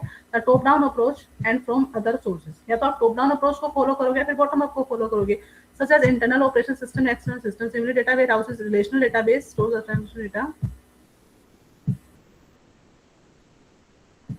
जो इसने कहा कि जो आपका डेटा हम स्टोर करते हैं, इसमें क्या था, वेयर हाउस में हमने पढ़ा था मल्टी डायमेंशन हम करते हैं। देखो रिलेशनल डेटा में डेटा जो है 2D फॉर्म में होता है, रो और कॉलम की फॉर्म में होता है, बट हम जो ये जो है आपका वेयर हाउस में आपका डेटा जो है मल्टी डायमेंशन फॉर्म में होता है। ठीक है, इसमें आप क्यूब बनाते हो अलग अलग। ठीक है, लेकिन इन्होंने कहा जो आपका क्या है, डेटा मार्ट है। ठीक है, data mart on the other hand separate business unit में create their own data mart. ठीक है, मतलब आप किसी पर्टिकुलर जो यूनिट्स है उसको आप सेपरेट कर रहे हो। ठीक है, वो आपका क्या होगा, डेटा मार्ट होगा based on their own data requirement. अपनी रिक्वायरमेंट के अकॉर्डिंग आप क्या बना सकते हो, डेटा मार्ट बना सकते हो। ठीक है, तो this is the bottom up development approach. ठीक है, मतलब कहने का क्या है, ये क्वेश्चन आसान है तो इसको आप अच्छे से एक्सप्लेन करना, मतलब डिफरेंस जो है अच्छे से करना है इसका, कि मार्ट में और वेयर हाउस में क्या होता है। जनरल दोनों ही, जो मार्ट आप उसको subset of data warehouse बोल सकते हो या फिर एक sub cube of data warehouse बोल सकते हो, कि एक वेयर हाउस का ही छोटा पार्ट है मार्ट में। ठीक है, उसमें स्मॉल डेटा होगा, उसमें बहुत सारा डेटा होगा। ठीक है, मार्ट में क्या सब्जेक्ट ओरिएंटेड है, पर्टिकुलर सब्जेक्ट्स का ही आप मार्ट बनाओगे, और वेयर हाउस में आपका क्या होगा कि सारा का सारा मिक्स होगा डेटा, मतलब बहुत सारा डेटा होगा जिसमें आपका सभी सब्जेक्ट्स जो हैं मिक्स होंगे, ठीक है, एक साथ इंटीग्रेट किए जाएंगे। तो ये आपका इम्पोर्टेंट क्वेश्चन है। उसके बाद कुछ लिमिटेशंस वगैरह हैं इनकी, तो आप देख लेना है, ठीक है। तो मैंने आपको यूनिट 2 भी शेयर कर दी है, आप एक बार इससे रीड आउट हो जाइए। उसके बाद हम यूनिट नंबर 3 जो हमारी है वो स्टार्ट करेंगे, ठीक है। तो आफ्टर 10 मिनट्स स्टार्ट करेंगे हम। मैम एक्चुअली जो आपने यूआरएल सेंड किया है ड्राइव का वो ओपन नहीं हो रहा है, रॉन्ग यूआरएल दिखा रहा है। क्या दिखा रहा है? गलत दिखा रहा है क्या? हाँ, यूआरएल करेक्ट नहीं दिखा रहा है मैम। ओके, मैं दोबारा से शेयर कर देती हूँ, कोई इशू नहीं है, ठीक है। अभी करती हूँ, एक सेकेंड रुकिए।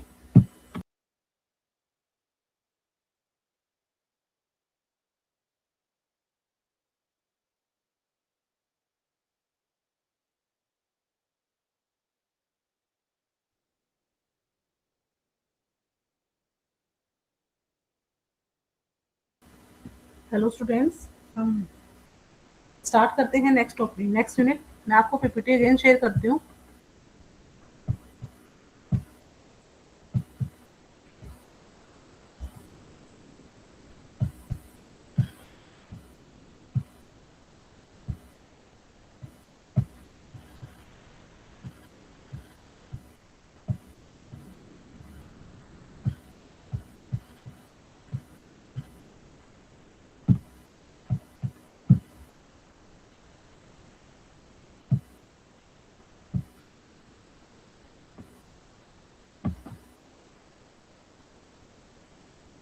ये सब आपको स्क्रीन विजिबल है?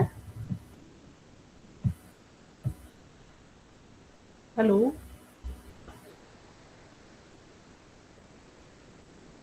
आवाज आ रही है मेरी? Yes, ma'am. Yes, ma'am. Okay, तो यूनिट 3 स्टार्ट करते हैं, ठीक है। तो ये आपका जो है ये है डायमेंशन मॉडल। अभी तक हमने आर्किटेक्चर पढ़ा कि जो डेटा था वो हमारा कैसे कैसे डिफरेंट सोर्सेज से आ रहा था, ठीक है। अब हम पढ़ेंगे डायमेंशन मॉडल, ठीक है। देखो, जैसे डेटाबेस जो होता है हमारा वो किस मॉडल पे वर्क करता है, उसका जो मॉडल होता है वो कैसा होता है, वो 2D फॉर्म में वर्क करता है ना, उसको हम बोल सकते हैं 2 डायमेंशन मॉडल, ठीक है। जिसमें आपका जो डेटा था रो और कॉलम की फॉर्म में होता है। लेकिन जो हमारा, अब हम वेयर हाउस की बात कर रहे हैं, तो वेयर हाउस का जो मॉडल होता है, मतलब मॉडल का मतलब यही है कि जो डेटा उसके अंदर है, कि आप जो डेटा स्टोर कर रहे हो वो किस मेथड से स्टोर करोगे, किस वे में डेटा स्टोर करोगे कि वो इजीली आपको क्या हो जाए, एक्सेस हो जाए, ठीक है। तो जो आपका बेस है, डेटा बेस है, वो आपका 2D मॉडल पे वर्क करता है, 2 डायमेंशनल मॉडल, ठीक है। अब हमारा जो वेयर हाउस का जो मॉडल है उसमें हम 2 मॉडल पढ़ते हैं, एक होता है हमारा स्नोफ्लैक स्कीमा, एक होता है हमारा स्टार स्कीमा। मतलब 2 मॉडल होते हैं, एक स्टार मॉडल, एक स्नोफ्लैक मॉडल, ठीक है। तो देखो, डायमेंशनल मॉडल की बात हुई है। Dimensional modelling names A set of technique and concept used in data warehouse design. कि जो डेटा वेयरहाउस में डेटा तो हमारा आ चुका है, हमने डिफरेंट सोर्सेज से डेटा स्टोर तो कर लिया, लेकिन अब हम पढ़ेंगे उस जो डेटा उसके अंदर स्टोर हुआ है, जो डेटा वो किस मॉडल, वो कैसे रिप्रेजेंट होगा, ठीक है, कौन सा मॉडल को फॉलो करेगा। तो मॉडल क्या बताता है कि वेयर हाउस के अंदर जो डेटा स्टोर हुआ है वो कैसे कैसे स्टोर हुआ है, उसका क्या डिजाइन होगा, ठीक है। Dimension modelling is one of the method of data modelling that help us store the data in such A way, but it is such a way that is relatively easy to retrieve the data from the database, ठीक है। इसमें वही है कि हम सिर्फ designing देख रहे हैं। वेयर हाउस में डेटा आ तो चुका है, लेकिन जो डेटा स्टोर किया गया है वो कैसे, उसका जिसकी डिजाइनिंग क्या होगी, वो कैसे कैसे स्ट्रक्चर होगा, ठीक है, ताकि वो इजीली क्या हो, एक्सेस हो सके। तो हम यहाँ पे 2 मॉडल की बात करेंगे, स्टार स्कीमा, स्टार मॉडल, या फिर स्नोफ्लैक स्कीमा, ठीक है। अब यहाँ पे ये बोला कि जब हम डायमेंशनल मॉडलिंग की बात करते हैं तो स्टेप्स हैं, ठीक है। फर्स्ट है क्लासिफाई द ऑब्जेक्टिव, पहले अपना ऑब्जेक्टिव बताओ, क्या ऑब्जेक्टिव होगा, ठीक है। उसके बाद ग्रैनुलरिटी, रिकॉग्नाइज को देखो, ग्रैनुलरिटी क्या होती है कि आपको देखना है कि आप जो डेटा वेयर हाउस में जो आपका डेटा है वो कितना डिटेल्ड लेवल पे है, ठीक है। आपका जो डेटा आपने स्टोर किया है वो कितना डिटेल्ड डेटा है, ठीक है, वो होती है ग्रैनुलरिटी। अगर आपका डेटा हाई ग्रैनुलरिटी का है तो इट मीन्स आपका जो डेटा उसके अंदर है वो मोर डिटेल्ड है, मतलब पूरा अच्छे से आपने डेटा को क्या किया है, लेवल वाइज लेवल क्या किया गया, उसको डिटेल किया गया है, ठीक है, मतलब उसकी अच्छे से एक्सप्लेनेशन है वहाँ पे। और अगर आपकी लो ग्रैनुलरिटी है तो इट मीन्स आपका जो डेटा है वो कैसा है कि लेस डिटेल्ड है, मतलब ऊपर से आपका डेटा वहाँ पे है, ठीक है। तो पहले हम क्या करेंगे, अपना ऑब्जेक्टिव क्लासिफाई करेंगे, उसके बाद हम ग्रैनुलरिटी चेक करेंगे, उसके बाद हम देखेंगे कि क्या डायमेंशंस होगी, कौन कौन से एट्रीब्यूट्स होंगे वहाँ पे। एट्रीब्यूट्स आपको पता ही होता है, जो कॉलम के नेम होते हैं वो आपके एट्रीब्यूट्स होते हैं, ठीक है। फिर हम फैक्ट टेबल बनाएंगे। अब ये फैक्ट टेबल क्या होती है ये हम अभी देखेंगे, और उसके बाद हम अपना स्कीमा स्ट्रक्चर करेंगे, ठीक है। स्कीमा मतलब हम अपना मॉडल बनाएंगे कि हम जो डेटा हमारा है उसको हम रिप्रेजेंट करेंगे, उसकी डिजाइनिंग करेंगे, ठीक है। तो हम अगर हम यहाँ पे मॉडलिंग की बात करें तो स्टार स्कीमा और स्नोफ्लैक स्कीमा, दो मॉडल हम यहाँ पे यूज करेंगे वेयर हाउस के लिए। तो फर्स्ट हम पढ़ते हैं स्टार स्कीमा, ठीक है। देखो स्टार स्कीमा क्या कहता है, सबसे पहले तो देखो फैक्ट टेबल क्या होती है और डायमेंशन टेबल क्या होती है, ठीक है। क्योंकि हम अब डेटा की डिजाइनिंग कर रहे हैं, जो डेटा हम स्टोर कर रहे हैं वेयर हाउस में उसकी डिजाइनिंग कैसे और कैसे कैसे मतलब उसको डिजाइन किया गया है, ठीक है। तो फर्स्ट है फैक्ट टेबल। देखो फैक्ट टेबल क्या होती है कि जब आपको कुछ भी कोई भी मतलब ऐसा एक ऑब्जेक्टिव है या फिर कोई ऐसा एट्रीब्यूट्स है जिसको आपको क्या करना है, मेजर करना है। कि माइक अनम्यूट मत करो। क्या hello, I cannot see the screen. PPT. I cannot see this PPT. Visible नहीं है आपको? No, नहीं. किसी को भी विजिबल नहीं है? Yes, ma'am, it's visible. Visible तो है, आपका नेटवर्क इशू होगा। Okay, I'll check. ओ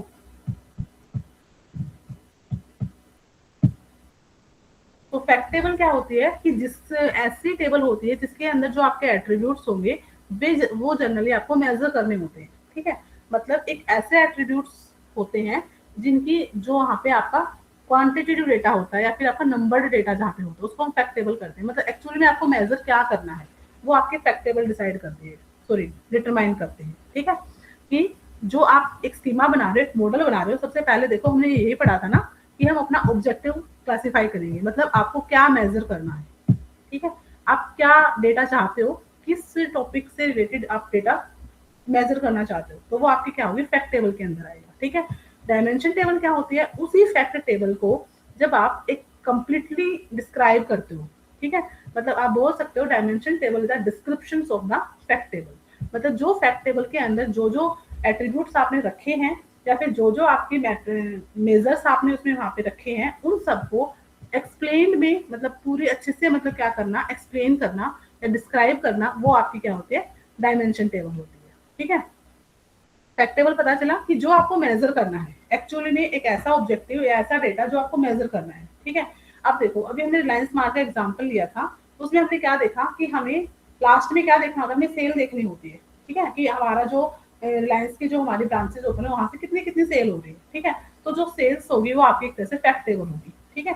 कि फैक्ट टेबल में आपको क्या करना है, सेल्स देखनी है। अब सेल्स में कैसे हमें देखना है कि किस प्रोडक्ट की कितनी सेल हुई है, किस कस्टमर ने ज्यादा सेल की है, या फिर आप वहाँ पे क्या देखोगे कि कितना मुझे प्रॉफिट हुआ है, कितनी अमाउंट की सेल हुई, मतलब टोटल कितनी सेल हुई है। तो इस टाइप के जो आपके मेजर्स होते हैं वो आप फैक्ट टेबल में कंसिडर करते हो, क्योंकि फैक्ट टेबल में आपका जो नंबर्ड डेटा होता है ना वो वहाँ पे स्टोर होता है, ठीक है। एग्जाम्पल से वो क्लियर होगा। और डायमेंशन टेबल क्या कहते हैं, जो फैक्ट टेबल के अंदर आपके जो मेजर्स आपने सॉरी आपको कैलकुलेट करने हैं या फिर आपको जो डेटा आपको चाहिए उन सब की क्या है डिटेल्ड एक्सप्लेनेशन जो होती है वो आपकी डायमेंशन टेबल में होती है, ठीक है। डायमेंशन टेबल डिस्क्रिप्शन टेबल आप इसको बोल सकते हो कि जो फैक्ट टेबल में है उसी को फर्दर एक्सप्लेन किया गया है डायमेंशन टेबल में, ठीक है। तो स्टार स्कीमा कहता है, देखो स्टार कैसे बनता है, स्टार इसी फॉर्म में बनता है, ठीक है। तो स्टार स्कीमा कहता है कि एक फैक्ट टेबल होगी, सेंटर जो आपकी सेंटर टेबल होगी, या आप इसको बोल सकते हो जो आपकी मेजर टेबल होगी, जो आपको मेजर करनी है वो एक फैक्ट टेबल होगी, और उस फैक्ट टेबल से रिलेटेड क्या होंगी डिफरेंट डायमेंशन टेबल होंगी, ठीक है। और जो ये डायमेंशन टेबल है वो क्या करेंगे, इस फैक्ट टेबल के ही जो एट्रीब्यूट्स हैं उनको क्या करेंगी आगे डिस्क्राइब करेंगे, ठीक है। अब देखो ये एग्जांपल से आपको क्लियर होगा। अब आपको सपोज करो आपको क्या निकालनी है, आपको ओवरऑल सेल निकालनी है, ठीक है। आपने सपोज करो 4 ब्रांचेस हैं आपकी और आपको क्या देखना है, आपको टोटल सेल देखनी है कि आपने कितना चारों ब्रांचेस से कितना सेल हुआ है आपका, ठीक है, कितना आपको प्रॉफिट हुआ है, ठीक है। तो वो सब आपको देखना है। तो उसके लिए आप क्या देखोगे, आपको सेल आईडी देखनी पड़ेगी कि भाई हमें देखना है कि कितनी सेल हुई है, कस्टमर आईडी किस कस्टमर ने ज्यादा सेल की है, प्रोडक्ट आईडी कि कौन सा प्रोडक्ट हमारा ज्यादा सेल हुआ है, किस डेट में हुआ है, ठीक है। स्टोर आईडी, हमारे पास कितना स्टोर है अभी भी, ठीक है, और सेल यूनिट, और कितने यूनिट, नंबर ऑफ यूनिट जो है सेल हुई। मतलब ये सारा का सारा आपका यहाँ पे क्या है, एक तरह से नंबर्ड डेटा है। नंबर मतलब यहाँ पे सिर्फ आपको नंबरिंग मिलेगी कि यहाँ पे नंबर डेटा है, ठीक है। ये सब आपको क्या करने हैं, एक्चुअल में मेजर करने हैं। अब आपको देखना है कि भाई कितने कस्टमर ने क्या किया है, कौन सा प्रोडक्ट वो किया है, तो आपको कस्टमर आईडी पता होगी यहाँ पे, ठीक है। तो कस्टमर आईडी यहाँ पे मेंशन होगी कि इस कस्टमर ने ये वाला प्रोडक्ट परचेज किया है, इस डेट में किया है, और इतना मेरी सेल हुई थी, इतना मुझे प्रॉफिट हुआ था, ये सब यहाँ पे मेंशन होगा, ठीक है। तो ये आपकी क्या एक फैक्ट टेबल है एक तरह से, ठीक है। अब इन्हीं फैक्ट टेबल को, जो ये फैक्ट टेबल है, इन्हीं को डिस्क्राइब किया गया है आपकी डायमेंशन टेबल में। जो डेट आईडी है, ये जो टेबल है, सॉरी, ये जो आपका फैक्ट है, इसको यहाँ पे डेट डायमेंशन, मतलब जो डेट टेबल है उसमें आपकी कंप्लीट जो डेट की इंफॉर्मेशन होगी। जो कस्टमर आईडी है, कस्टमर आईडी जो आपका फैक्ट है, उसको डिस्क्राइब कहाँ किया गया होगा, कस्टमर डायमेंशन में। मतलब कस्टमर आईडी में उस कस्टमर का नेम, उसकी सिटी, ठीक है, उसका क्या एड्रेस है, वो सारा कस्टमर डायमेंशन से होगा। अगर आपको किसी प्रोडक्ट की आईडी देखनी है, ठीक है, किसी प्रोडक्ट की आईडी चेक करनी है, तो उस प्रोडक्ट से रिलेटेड जो डिस्क्रिप्शन होगी, उसका जो कंप्लीट इन्फॉर्मेशन होगी, वो आपको प्रोडक्ट डायमेंशन से मिलेगी, ठीक है। इसी तरह आपको किसी स्टोर, कोई स्टोर आईडी है, उस स्टोर आईडी की कंप्लीट इन्फॉर्मेशन चाहिए, तो वो आपको कहाँ से मिलेगी, स्टोर डायमेंशन से मिलेगी। कहने का मतलब क्या है, जो फैक्ट टेबल होगी उसके अंदर आपका नंबर्ड डेटा होगा, या फिर मेजर, ये इसको आप बोल सकते हो, जिसको आपको ओवरऑल मेजर करना है, ठीक है। तो उन्हीं फैक्ट टेबल से आपके क्या बनते हैं, डिफरेंट डिफरेंट डायमेंशंस बनते हैं। देखो एग्जांपल से बता देती हूँ, एक सेकंड वेट करना।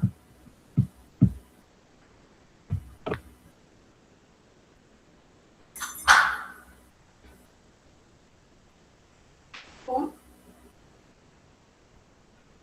हेलो कौन, हाँ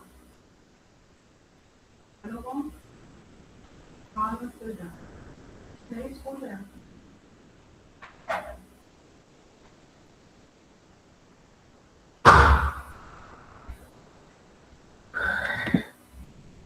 हेलो,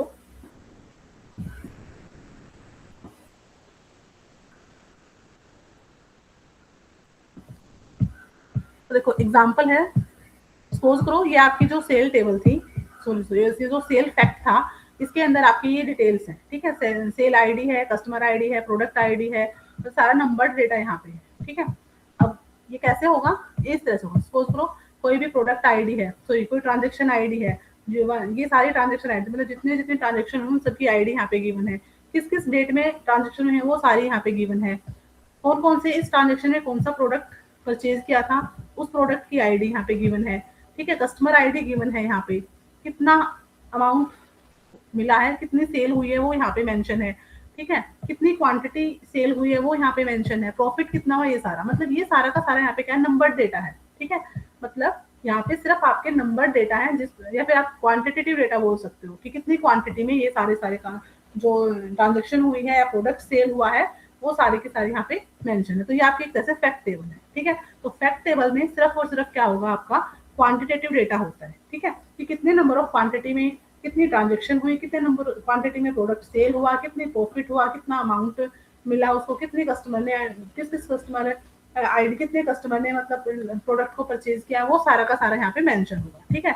तो अब डायमेंशन टेबल की बात करें, तो डायमेंशन टेबल क्या कहती है, सपोज करो आपको देखना है कि जो ये P2 प्रोडक्ट है, जो ये P2 प्रोडक्ट क्या हुआ है, परचेज किया गया है कस्टमर ने, तो उस P2 प्रोडक्ट की क्या मतलब कौन सा है P2 प्रोडक्ट, ठीक है, उसको डिस्क्राइब करना है। तो फिर हम कहाँ से देखेंगे, जो प्रोडक्ट डायमेंशन है वहां से हमें पता चलेगा कि जो P2 है उसका क्या नाम है, उसकी क्या कैटेगरी है और उसकी क्या ब्रांड है, ठीक है। मतलब ये जो डेटा है इसी को डिस्क्राइब करेंगे डायमेंशन, और ये आपकी फैक्ट टेबल और ये इसकी डिस्क्रिप्शन होगी। अगर आपको देखना है कि इस कस्टमर है, जो ये आपका C2 कस्टमर है, ठीक है, इसने क्या किया है, इतना सेल किया है और इससे मुझे इतना प्रॉफिट हुआ है, उसने मतलब 2 क्वांटिटी सेल की और ये वाला प्रोडक्ट उसने सेल किया, ऐसे है, ठीक है। अब मुझे देखना है कि ये C2 जो कस्टमर है वो कौन है, ठीक है, उसकी डिस्क्रिप्शन मुझे फाइंड आउट करनी है। तो मुझे वो कहाँ से मिलेगी, कस्टमर डायमेंशन से मुझे उसका कंप्लीट उसको इन्फॉर्मेशन मिलेगी कि जो C2 कस्टमर है, जिसकी आईडी C2 है, उसका नाम क्या है, उसका एड्रेस क्या है, उसका फोन नंबर क्या है, वो सारे की सारी डिटेलिंग हमें यहाँ से मिलेगी, ठीक है। जब आप बिलिंग करते हो तो कंप्लीट इन्फॉर्मेशन आपकी होती है कि कितने नंबर ऑफ प्रोडक्ट्स आपने खरीदे हैं, कितना अमाउंट हुआ है, क्या कस्टमर का नेम है, क्या फ़ोन नंबर है, क्या उसका एड्रेस है, वो सारी की सारी चीज़ें आपकी बिलिंग उसमें होती है, ठीक है। तो फैक्ट टेबल से आप क्या करते हो, सिर्फ और सिर्फ किसी भी उसको मेजर करते हो, ठीक है। जो क्वांटिटेटिव डेटा होगा वो वहाँ पे स्टोर किया जाएगा और उस क्वांटिटेटिव डेटा की जो डिस्क्रिप्शंस होगी या उसको डिस्क्राइब कौन करेगा, आपकी डायमेंशंस करेंगे, ठीक है। डायमेंशन से आप पूरी कंप्लीट इन्फॉर्मेशन फाइंड आउट कर पाओगे उस प्रोडक्ट की, ठीक है। और यहाँ से सिर्फ आपको पता चलेगा कि अब देखो यहाँ से हम क्या फाइंड आउट कर सकते हैं, कितनी ट्रांजेक्शन हुई है, यहाँ पे 3 ट्रांजेक्शन हुई है, ठीक है। किस किस डेट में हुई है ये हमें पता चल जाएगा, ठीक है। कौन कौन से प्रोडक्ट हमारे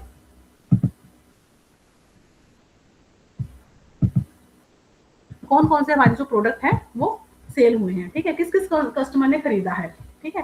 तो ये आपकी फैक्ट टेबल होती है और ये आपकी डायमेंशन टेबल होती है। तो इस तरह से आपका जो डेटा होता है वो डेटा वेयर हाउस में क्या होता है, डिजाइन किया जाता है, ठीक है। अब हम नेक्स्ट बात करते हैं स्नोफ्लेक स्कीमा की, ठीक है। अच्छा, एक पॉइंट और था ये वाला। अब आप देखो ये हमने बना लिया कि ये फैक्ट टेबल है, ये डायमेंशन टेबल है, ठीक है। इस डायमेंशन फैक्ट टेबल को यहाँ पे अलग अलग उसके जो है एट्रीब्यूट्स उनको डिस्क्राइब किया गया है, ठीक है। अब आप देखोगे कि जो ये डेट आईडी है, जो ये स्टोर आईडी है, ये जो प्रोडक्ट आईडी है, ये जो कस्टमर आईडी है, ये सब क्या है, ये प्राइमरी की है, ठीक है। डेटाबेस में पढ़ा हुआ प्राइमरी की होती है, सेकेंडरी की, फॉरेन की, सब होती है ना, ठीक है। तो ये प्राइमरी की है आपकी। इस जो डेट डायमेंशन से जो डेट टेबल है उसकी प्राइमरी की क्या है, डेट आईडी है, ठीक है। स्टोर डायमेंशंस की जो आईडी है वो स्टोर आईडी है, इसकी प्राइमरी की है। प्राइमरी की क्या होती है, जो पूरे के पूरी टेबल्स को यूनिकली आइडेंटिफाई करता है, पूरे के पूरे डेटा को यूनिकली आइडेंटिफाई आप with the help of primary की करते हैं, ठीक है। तो ये सारी की सारी यहाँ पे क्या है, प्राइमरी की है। और अब आप देखो यही जो प्राइमरी की है वो एज ए फॉरेन की कहाँ यूज हो रही है, फैक्ट टेबल में यूज हो रही है। मतलब यहाँ पे जो ये डेट आईडी है, यहाँ पे ये क्या बन चुकी है, फॉरेन की बन चुकी है, ठीक है। तो फॉरेन की और प्राइमरी की का कंसेप्ट आपको आता होगा कि प्राइमरी की एक ऐसी की जो क्या करे, किसी दूसरी टेबल को क्या करे, रेफर करे, ठीक है। अब यहाँ से आप देखो जो ये फॉरेन की है, ये डेट आईडी है, ये कहाँ से रेफर हो रही है, ये यहाँ से रेफर हो रही है, ठीक है। मतलब ये किसको रेफर कर रही है, ये इस टेबल को रेफर कर रही है, ठीक है। इसकी प्राइमरी की को रेफर कर रही है, ठीक है।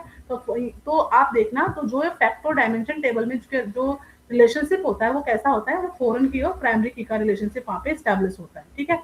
ये सारी की सारी फॉरेन की है और ये यहाँ पे एज ए प्राइमरी की यूज हो रही है, ठीक है। फॉरेन की वही होती है कि एक ऐसी की और एक ऐसा कॉलम या एक ऐसा एट्रीब्यूट जो किसी दूसरी टेबल में एज ए प्राइमरी की यूज हो रहा हो, ठीक है, वो आपका क्या होता है, फॉरेन की होता है। तो आप देखोगे ये जितनी भी कीज हैं ये सारी के सारी फॉरेन की हैं, क्योंकि ये सारे के सारे जो एट्रीब्यूट्स हैं वो किसी दूसरी टेबल में क्या हो रहे हैं, एज ए प्राइमरी की यूज हो रहे हैं, ठीक है। तो ये यहाँ पे क्या हो रहे हैं, रेफर कर रही है इस टेबल को, ठीक है। डेट आईडी किसको रेफर कर रही है, इस टेबल को रेफर कर रही है, ठीक है। तो यहाँ पे हमेशा जो फॉरेन की का और प्राइमरी की का जो कंसेप्ट होगा वो यहाँ पे यूज होता है। ऐसे नहीं है कि ये टेबल ऐसे ही आपस में कनेक्ट होंगी, हमेशा फॉरेन की हेल्प से क्या होंगे, आपस में कनेक्ट होंगे, ठीक है। क्योंकि फॉरेन की होती है इसलिए जब दो टेबल्स को आपको कनेक्ट करना है एक दूसरे के साथ, तब हम फॉरेन की का कंसेप्ट यूज करते हैं, ठीक है। अगर आपको फॉरेन की का कंसेप्ट नहीं आता तो पहले आप उसको क्लियर करना, फॉरेन की का क्या होता है, प्राइमरी की क्या होता है, ठीक है। प्राइमरी की क्या होता है, जो एक टेबल को अपनी टेबल को क्या करे, पूरी की पूरी न्यूक्ली आइडेंटिफाई करे, ठीक है। और फॉरेन की क्या होती है, ऐसी की जो किसी दूसरी की से को क्या करती है, दूसरी टेबल को क्या करती है, रेफर करती है, ठीक है। तो इन सबके बीच में प्राइमरी की और फॉरेन की का क्या होगा, कंसेप्ट भी होता है, ठीक है। उसी से आपके फॉरेन की हेल्प से ये आपस में कनेक्ट है, ठीक है। नेक्स्ट आता है स्नोफ्लेक स्कीमा। अब स्टार स्कीमा हमने पढ़ा कि सिंपल एक फैक्ट टेबल होगी और उसकी क्या होंगे, डिफरेंट डिफरेंट डायमेंशंस होंगी, ठीक है। डायमेंशन टेबल में डिस्क्रिप्शंस होगी फैक्ट टेबल की, और फैक्ट टेबल में क्वांटिटेटिव डेटा होगा जो आपको क्या करना है, एक नंबर के फॉर्म में डेटा है, ठीक है, जिसको आप काउंट कर पा रहे हो, ठीक है। अब बात करते हैं स्नोफ्लेक स्कीमा। स्नोफ्लेक स्कीमा क्या कहता है, ये भी स्टार स्कीमा के जैसा ही है, बस ये कहता है कि इसमें क्या इन्होंने कहा कि जो डायमेंशन टेबल है ना उनको क्या कर दो, फर्दर कैटेगराइज कर दो, ठीक है। मतलब इसमें डायमेंशन टेबल्स को ज्यादा कर दिया कि जो डायमेंशन टेबल है उन्हीं को फिर दूसरे लेवल पे क्या कर दो, कैटेगराइज कर दो, ठीक है। तो देखो जो आपका स्नोफ्लेक स्कीमा होता है वो कुछ इस तरह से होता है। इन्होंने कहा सिंपल वही आपका फैक्ट टेबल होगी एक, ठीक है, फैक्ट टेबल होगी और हर फैक्ट टेबल के रिस्पेक्ट में क्या होगी, एक डायमेंशन टेबल होगी, ये डायमेंशन टेबल होगी। अब ये जो डायमेंशन टेबल है, प्रोडक्ट वाली, टाइम्स वाली, लोकेशन और कस्टमर, ये 4 डायमेंशन टेबल है। अब इन्होंने कहा इस कस्टमर टेबल को भी क्या कर दो, फर्दर कैटेगराइज कर दो, मतलब उसको भी आगे डिवाइड कर दो, ठीक है, उसकी भी और सब डायमेंशंस बना दो, ठीक है। अब ये सब डायमेंशंस क्यों बनाई, क्यों हमें इसकी नीड हुई, क्योंकि हमारा स्टार स्कीमा से भी काम चल सकता था, इसको ऐसा इसलिए किया गया, स्नोफ्लेक्स स्कीमा कहता है कि कई बार क्या होता है, जो डायमेंशन है, जो ये डिफरेंट डिफरेंट डायमेंशन हमें गिवन होती है, कुछ डेटा इसमें ऐसा होता है जो रिपीटेड होता है, ठीक है, यहाँ पे डेटा की डुप्लीकेसी आ सकती है, ठीक है, डेटा रिडंडेंसी यहाँ पे होती है, क्योंकि देखो कस्टमर की अगर बात करें कि एक ही सिटी से एक से ज्यादा कस्टमर बिलोंग कर सकते हैं, ठीक है, तो जो सिटी का नेम होगा वहां पे क्या हो जाएगी, रिडंडेंसी हो जाएगी, है ना, क्योंकि एक ऐसा नहीं है एक सिटी से एक ही कस्टमर आए, एक सिटी से एक से ज्यादा कस्टमर भी आ सकते हैं, तो फिर वहां से डेटा की क्या हो रही है, वहां पे डुप्लीकेसी हो रही है, रिडंडेंसी वहां पे डेटा की आ रही है, ठीक है। तो हम क्या करें, उसी रिडंडेंसी को रिमूव करने के लिए, क्योंकि हमें क्या करना होता है, हमारा जो हम जो नॉर्मलाइजेशन करते हैं डेटा को या फिल्टर करते हैं, उसका मेन मोटिव यही होता है कि हमें डेटा को मिनिमाइज करना है, हमें कम से कम डेटा रखना है और यूजफुल डेटा हमें रखना है, ठीक है। नॉर्मलाइजेशन यही कहता है कि हमें डेटा के अंदर डुप्लीकेसी रिमूव करनी है, कि हमारा डेटा जो है उसमें डुप्लीकेसी ना हो, ठीक है, उससे क्या होगा, डेटा का वॉल्यूम बढ़ेगा, ठीक है, same information different different location पे स्टोर है, तो डेटा जो आपका अमाउंट है, सॉरी, जो डेटा का वॉल्यूम है वो ही तो इंक्रीज हो रहा है ना, बट इन्फॉर्मेशन तो सेम ही है, तो हम नॉर्मलाइजेशन यूज करते हैं कि हमें डेटा की जो रिडंडेंसी है वो रिमूव करनी है, ठीक है। तो यहाँ पे जब हम डायमेंशन स्टार स्कीमा में हमने क्या देखा, जो डायमेंशन आपकी थी अलग अलग, उनमें डेटा की रिडंडेंसी हो सकती थी, ठीक है। अब हमें उसी रिडंडेंसी को रिमूव करने के लिए कि हम क्या करेंगे, जिस एट्रीब्यूट से रिडंडेंसी आ रही है उसी के बिहाफ पे हम क्या कर देंगे, उसको सब डायमेंशंस में डिवाइड कर देंगे, या फिर उसको और डायमेंशन दूसरे और डायमेंशंस में दे देंगे, ठीक है। तो इस तरह से हम यहाँ पे मल्टीपल डायमेंशंस आपकी हो सकती हैं, एक डायमेंशन उसकी और सब डायमेंशन, उसको फर्दर आप फिर उसको डिवाइड कर दो, फिर और उसके डायमेंशन बना दो, तो इस तरह से स्नोफ्लेक्स स्कीमा कहता है कि स्टार स्कीमा का ही एक एक्सटेंडेड वर्जन है स्नोफ्लेक्स स्कीमा।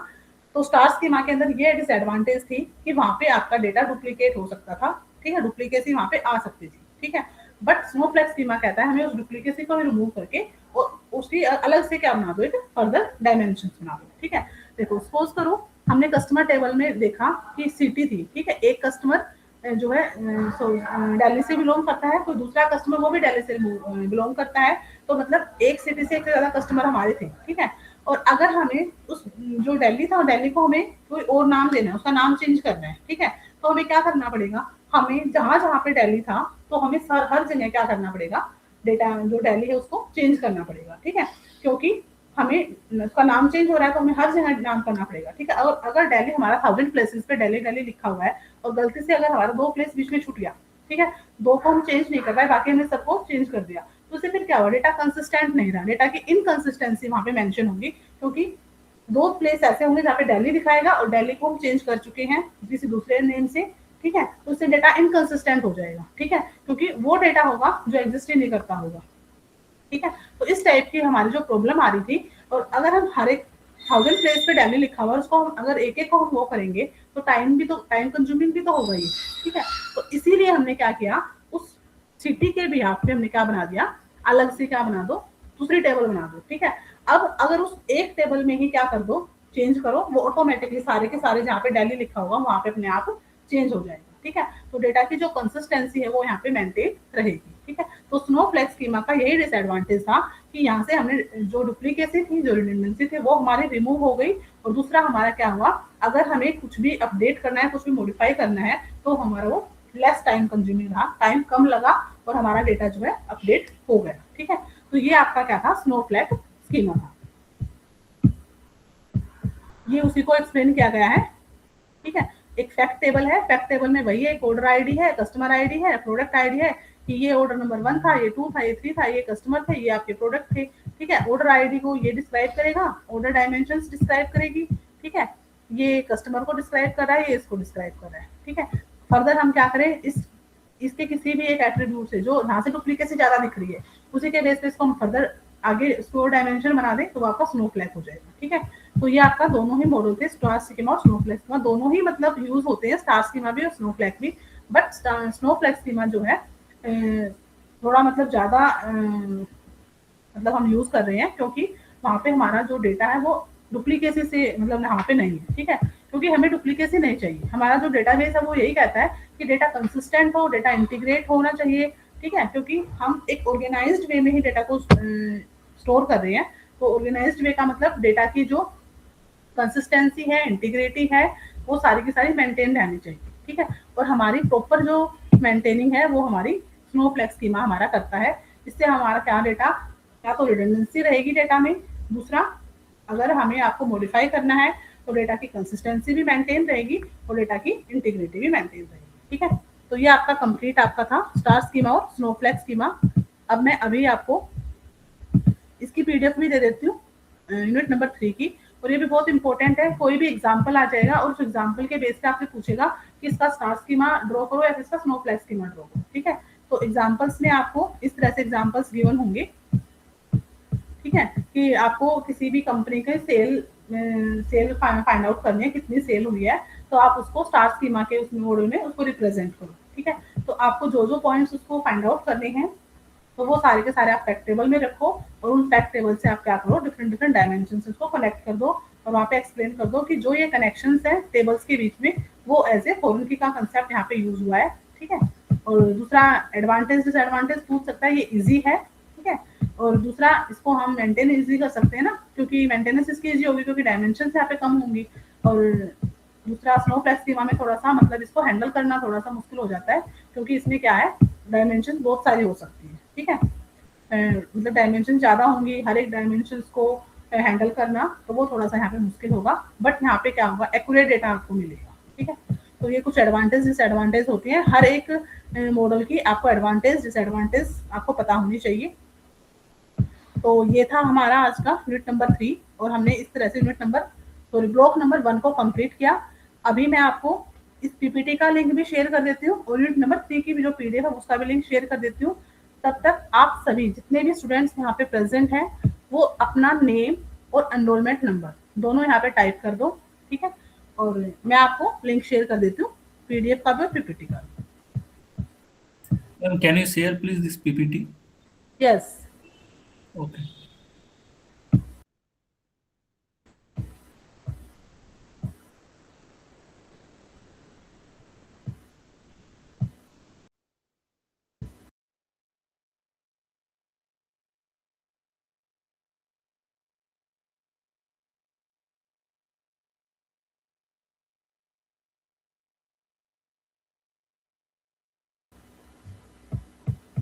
मैं आपको पीपीटी और पीडीएफ दोनों शेयर कर रही हूँ। ठीक है,